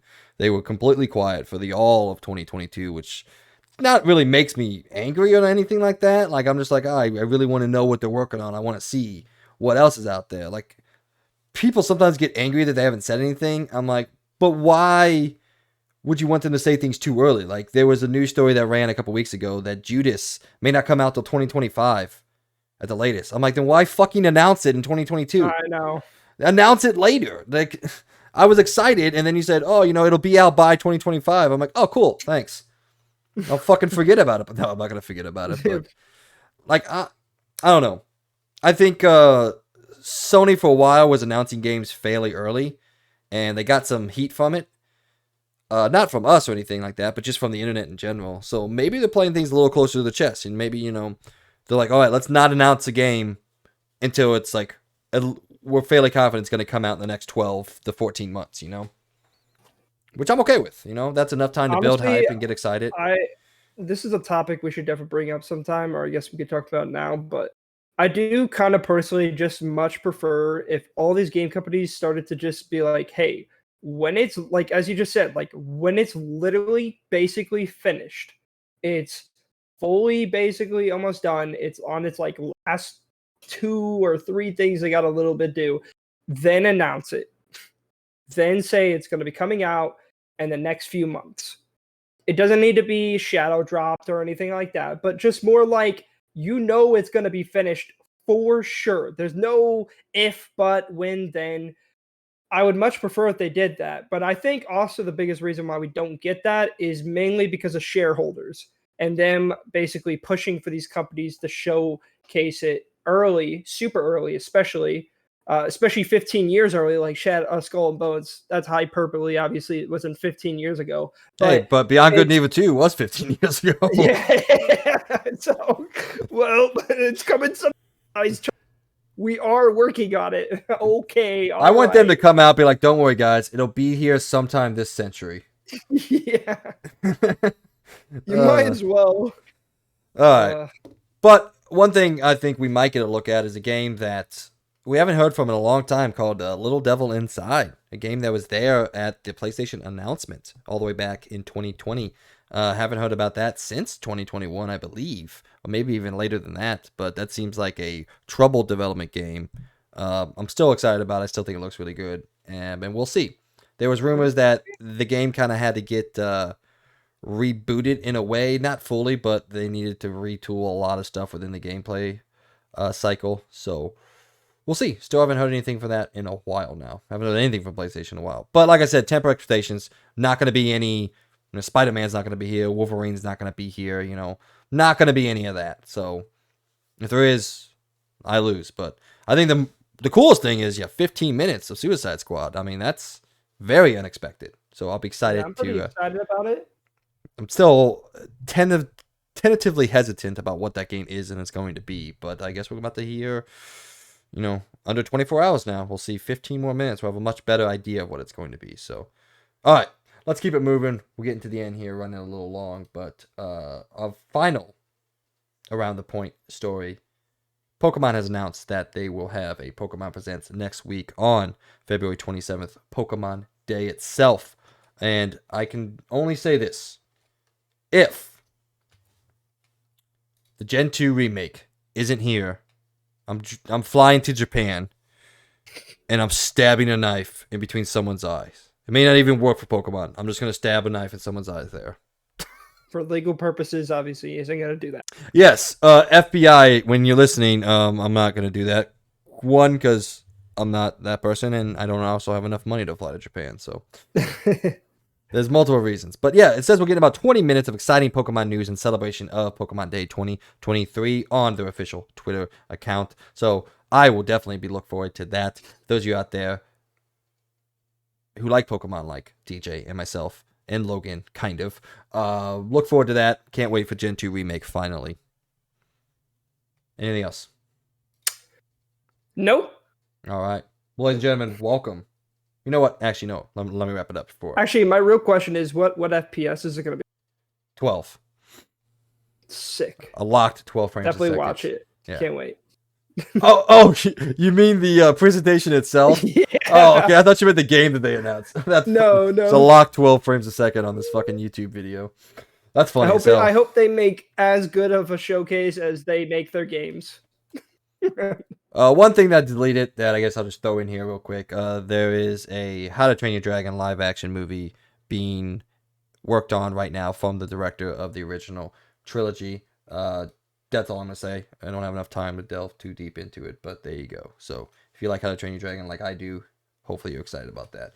All right, ladies and gentlemen, that was the end of Around the Point. If you have anything that you got to say about anything that we talked about, or there's something out there that we didn't talk about that you're like, God damn it, you should have talked about this, let us know down below in the comments, and we will engage with you and everybody who engages with us. We're going to go now to Let's Talk Reviews, also known as LTR, where we dive into some of the games that have come out recently and gotten some reviews. Next week is the big week. This is probably going to be a long segment next week because there is a lot of games. I'm going to try to focus on the main ones. Logan and I will talk about which ones we want to talk about after the show. But this one, you got two ones. Wild Hearts came out. Has an 80 on OpenCritic, 79 on Metacritic. This is what some people had to say. Noisy Pixel scored the game a 9 out of 10 and said, Wild Hearts has so much to offer. From the striking monster designs, distinct weapon variety, and engaging combat, hunters will have a new favorite game to join up with friends and take down enormous foes. Outside of some dips in pacing in the later hours and a few repetitive encounters, there is little holding this game back from becoming a new name in the genre. PlayStation Lifestyle scored the game a 7.5 out of 10 and said, Wild Hearts seems to have the right ideas about what a modern Monster Hunter game needs. If it could inject some of the flashier bits from its other games, then Omega Force would definitely have a fierce competitor on its hands in the monster hunting genre of games. Right now, it does, of course, stand in Capcom's shadow, but suddenly, the subgenre has started heating up. Competition breeds innovation, and it's exciting to wonder what we'll see next. The Guardian gave the game a 6 out of 10 and said, EA and Omega Force Unlikely Venture succeeds by being the perfect entry point to the hunter genre. This is the accessible radio signal to Monster Hunter's Prague alum. I don't know what any of this means. It's silly, flawed, and probably not destined to be an all-timer, but if you're in the right mood, my god, it's fun. Whether it'll continue to dig its talents into me remains to be seen, but after years of frustration, I finally feel ready to dive further into this once impenetrable genre. So this is a game we didn't talk a whole lot about in the lead up, but it's a game that I was kind of tracking in the background and on other podcasts talked about it quite a bit. I don't know how much you looked into it or how much you were ready for this, but what do you think overall about the reception of this game? And by the way, I'm looking at an update because I think I got that wrong. Oh, no, 6 out of 10, yeah. By the way, that sounds like a much more positive review than a 6 out of 10 review. I know, that's what I was about to say. Yeah, I double checked because I forgot to put it in the thing, but I was failing. I heard on console it's great, but the PC version, I don't know if you've seen any of that. It's god awful. PC sucks it's like anymore, dude. Really bad, dude. Honestly, what was that? Hey, wait 1 second. Okay, well, as Logan is dealing with, I guess, the hurricane out there. There's no hurricanes in Missouri. The tornado out there. Okay, I'm good, guys. Don't worry. Don't worry. I thought the tornado was coming. No, I thought I heard something fall or Amy got hurt or something. So I was like, "What the heck?" Dude, I really gotta say, I feel sorry for PC, dude, because it seems like every game now that releases has some god awful problem now. It's like it's really becoming a problem. Not Atomic Hearts though. That was one of the few things that Skill Up gave it credit for. It runs almost perfectly on every build that he had. He ran it on 3 different computers, including the Steam Deck. Well, you know what's weird though? I heard so I don't know how it is now, but pre-day 1 patch, supposedly Atomic Heart ran even better. But then they had like a patch during editing, so I don't know if he reviewed it when it was running better, but supposedly they came out with a big update, which I don't know. It seems like they came out with 2 big updates, which, by the way, Atomic Heart came out with some excessively huge updates where it basically re-downloaded the entire game. Like, I got on yesterday, I'm like, oh, I'm gonna go play 70 gigabyte download. Okay, after I literally already pre-downloaded the game. I pre-downloaded the game. I downloaded the update before it came out, which was like 40 gigabytes. And then I got on yesterday and it was 70. That seems a bit excessive. Yeah. So I just only slightly. So I was just like, why? So supposedly, yeah, during like when the the review process was going on, supposedly it ran insanely well on PC at a certain point, and then they updated it and it ran worse, which is basically kind of what happened with Callisto Protocol, where supposedly when they were playing it the first time, it ran very well, and then they had an update come out and it like ruined the game. That's kind of what happened here. I don't know if the bigger update that just came out fixed it or not. I don't know. I don't have a PC, but yeah, I guess I do have a Steam Deck, but I don't have Game Pass on there. But it's just like supposedly even on Game Pass or on Steam Deck, it ran very well. It ran at 60 FPS pre-download. But then the guy I watched, which by the way is Luke Stevens, I know he's very critical and very skeptical about a lot of things. But I watched his video on it, and yeah, he like talked about how he tried out both his computer and on his Steam Deck, and his Steam Deck ran at 60 and it was like flawless. And then an update came out and it ran way worse. So I don't know. It's again, as I said, it seems like BC just keeps getting just keeps getting broken products left and right, and it sucks. That's why I'm kind of scared to get a PC at any moment, because like I don't want that crap. So I don't know. But go on. I think that's all I gotta say.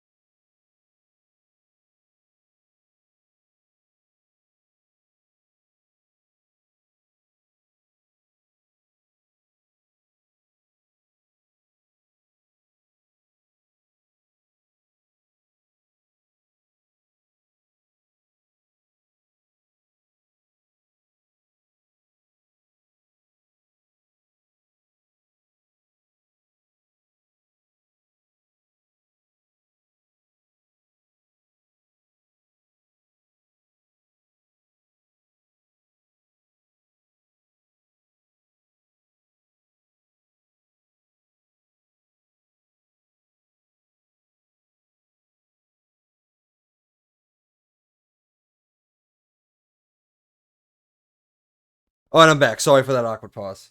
Oh my god, dude! I was like, what happened? I literally couldn't hold it anymore. I had to go. All right. So Oh, see, what were we talking about? wait, what was I saying? How long did you have it paused? I haven't said anything in like 10 minutes. It hasn't been 10 minutes. Jesus. Okay, it's been like 5 minutes, maybe, Okay. or maybe less. I don't know. I might edit that part out. But anyway. Yeah, please edit it out. So what'd you It was overall such a- say about Wild Hearts? Oh, I basically just was talking about how like Atomic Heart.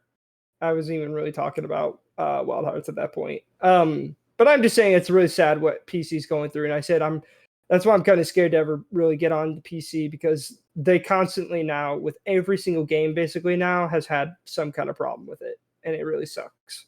So, and that's why I kind of don't want to go to PC because at least I don't have to deal with what is it called? What even is it? Damn it. Oh. Shader compilation problems. Oh, okay. Which seems to plague every PC game now. So it's crazy. Well, let's keep it going. All right. Our next game is a game that I joked about last week because I forgot what it was. So that's on me. But Threat Rhythm Final Bar Line is that game that was announced last year during one of the Nintendo Directs. It is a music rhythm game based all on the music from Final Fantasy's history. Really disappointed that I forgot about this. It happens sometimes. Forgive me, everybody out there. I beg for your forgiveness. Anyway, I wanted to take this time to bring some light and attention to it. It has an 87 on OpenCritic and an 87 on Metacritic. This is what some of the people are saying out there. Noisy Pixel, a famous YouTuber, gave the game a 10 out of 10 and said, however you say it, Final Bar Line is a terrific rhythm experience that even after 30 hours in, I can't get enough of. Its almost overwhelming number of playable songs, waves of unlockables, addictive progression, and endless methods of replayability coalesce to provide a game that all Final Fantasy fans, new or not, will fall in love with. Heck, even if you never played a Final Fantasy game, Final Bar Line is worth picking up. It's that damn good. The Gamer gave the game a 9 out of 10 and said Final Bar Line is the platonic ideal of fan service. There are plenty of people who would have been happy with a port of Curtain Call or simply bringing All-Star Carnival over to the West. It's a delightful surprise to see just how much effort and care has been poured into a title like this. It is endlessly charming, bursting with content and threats. Its contents, threads, its content, treats. I'm dumb. Yes, it's content and reverence. This is a game built with love for Final Fantasy, and that expression of love is resplendent, infectious, and mellifluous. I love this game with my entire thesaurus. Please stop using such big words. What is with all these guys? Jesus. Dude? People open up the dictionary. They're just like looking for the most complicated ass word for everything. Haha, ass word. But like, come on. All right. Push Square, a dumbed down version, much more readable, gave the game an 8 out of 10. Said Final Bar Line is an impressive feat. We hit credits on it, but we feel like we've only scratched the surface of its colossal 400-plus song list. The love and passion for the series is apparent throughout every inch of this project, and we'd recommend it to anyone interested in rhythm games. Packed with absolute bangers, Final Bar Line will keep you busy for a long, long time. So, I know Logan probably is never going to play this game. I do, in fact, enjoy... What's your question? Is it Threat Rhythm or is it Thet Rhythm Final Bar Line? I think it's Thet Rhythm. I looked. I don't think it's Threat. Thet Rhythm. I was actually going to buy it, but it's $50, so I'll wait for a little bit. But oh yeah. But apparently it's like a 30+ hour game, so I definitely don't have time to play that. So, but I just wanted to bring attention. Pretty dang good. Yeah, this game I 100% just spaced out on and forgot about. So my bad, Final Fantasy fans out there like myself, and especially people who love the music like I do. This is a game I will definitely get when it comes down just a little bit and when I have a little bit more time to spend. Probably right before I play Warzone 2.0. All right, the rest of the week, Block came out on Switch and PC and got a 72. Souls of Cronus on PS5, Switch, and PC got a 67. Wanted Dead on PS5 and 4, Xbox consoles and PC got a 61. Pharaoh, A New Era on PC and got an 82. Tales of Symphonia Remastered on PS5 for Xbox consoles and Switch, a 68, which is sad because Tales of Symphonia is one of the best Tales games ever made, and apparently the remastered completely destroyed the video game. So good on you, whoever made that. Thanks for fucking sucking. What do you got, man? Looking up Wanted Dead, I see. What is Wanted Dead? I don't know. Wait a minute. Who the hell I cares? think I did see this. Yeah. Okay. Yeah, wasn't this made by... Yeah, the makers of Ninja Gaiden? Huh. I think this came to Game Pass, I think? I don't know. Now, this game looks weird, man. It looks strange. I don't know. Yeah. I don't really got much to say about many of these games, to be honest. I don't know much about them. It's crazy that Tales of Symphonia Remastered is like the worst version of that game. What do you mean? It's just like the GTA Trilogy Definitive Edition. That's true. That's true. Never mind. The worst way to play those games.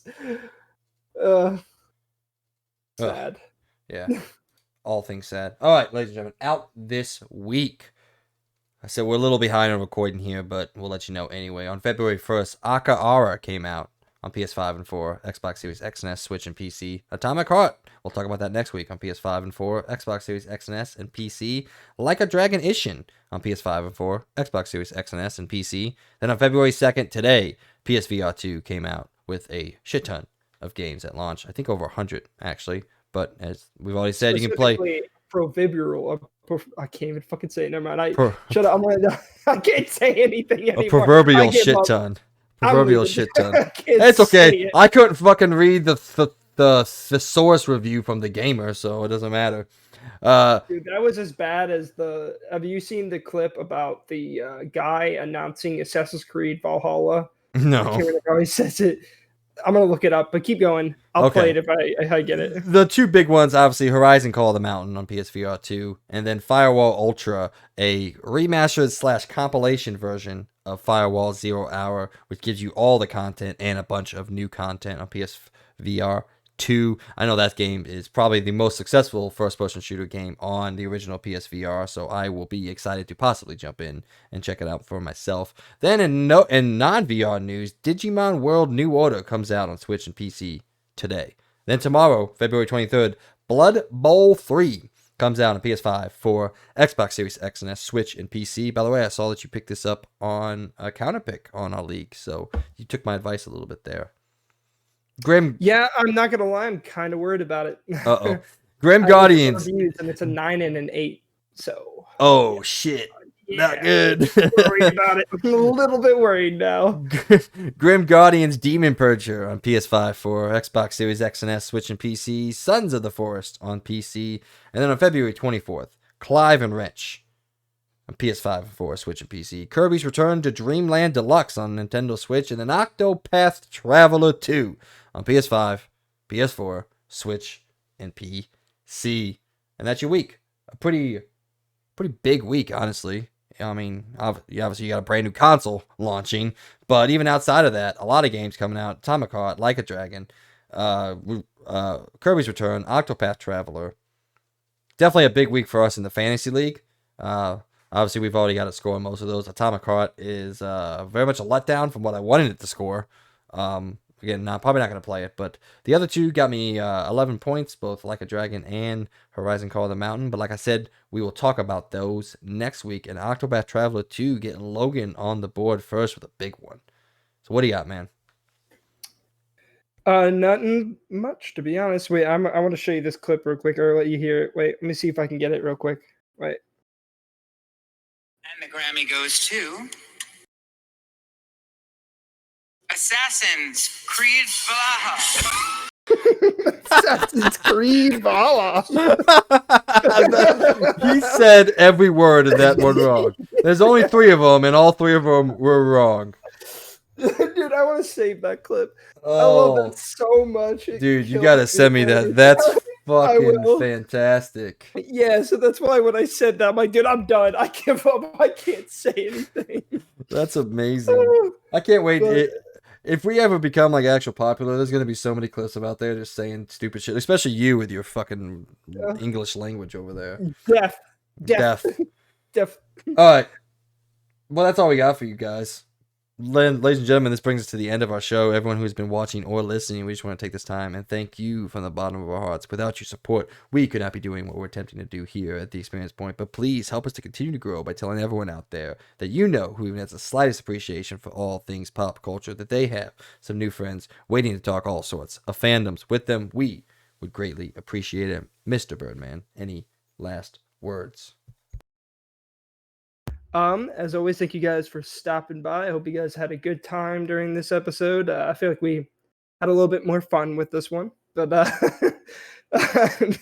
that clip cracks me up every time. Other than that, yeah, no, exciting week. And thank you guys for stopping by. I appreciate you guys, each and every one of you that stop by and listen every week. Especially if you give us a like and a subscribe. I do very much appreciate it. And I would also like to shout out our Patreon Platinum member, Logan Leffler. We do appreciate your support each and every month. Whether that be either through you supporting us on Patreon or just in general, just supporting us by liking and subscribing. And also just commenting down below. We do appreciate your guys' opinion down below. We do comment with basically every comment that we get down below. So yeah, if you guys ever have any opinions you want to give to us, or maybe as we missed something or something like that, just hit us up, let us know. But I want to leave you guys with one final note. Oh, well, that's awkward. Assassins, Creed Valhalla. It's like the dude from A Big Hero 6. What's the fucking robot's name? Oh, what is his name? I don't know. What's his name, babe? A fluffy guy? Is that what you're talking about? Or are we talking about? Like, it's not blue. I don't know, but he's like, follow. It reminded me of it. All right, anyway, once again, thanks everyone for listening and following along with us. This has been another episode of the XP Podcast brought to you by all of us here at the Experience Point. I hope everyone has a great week, and we'll see y'all on the next one. Bye. See ya.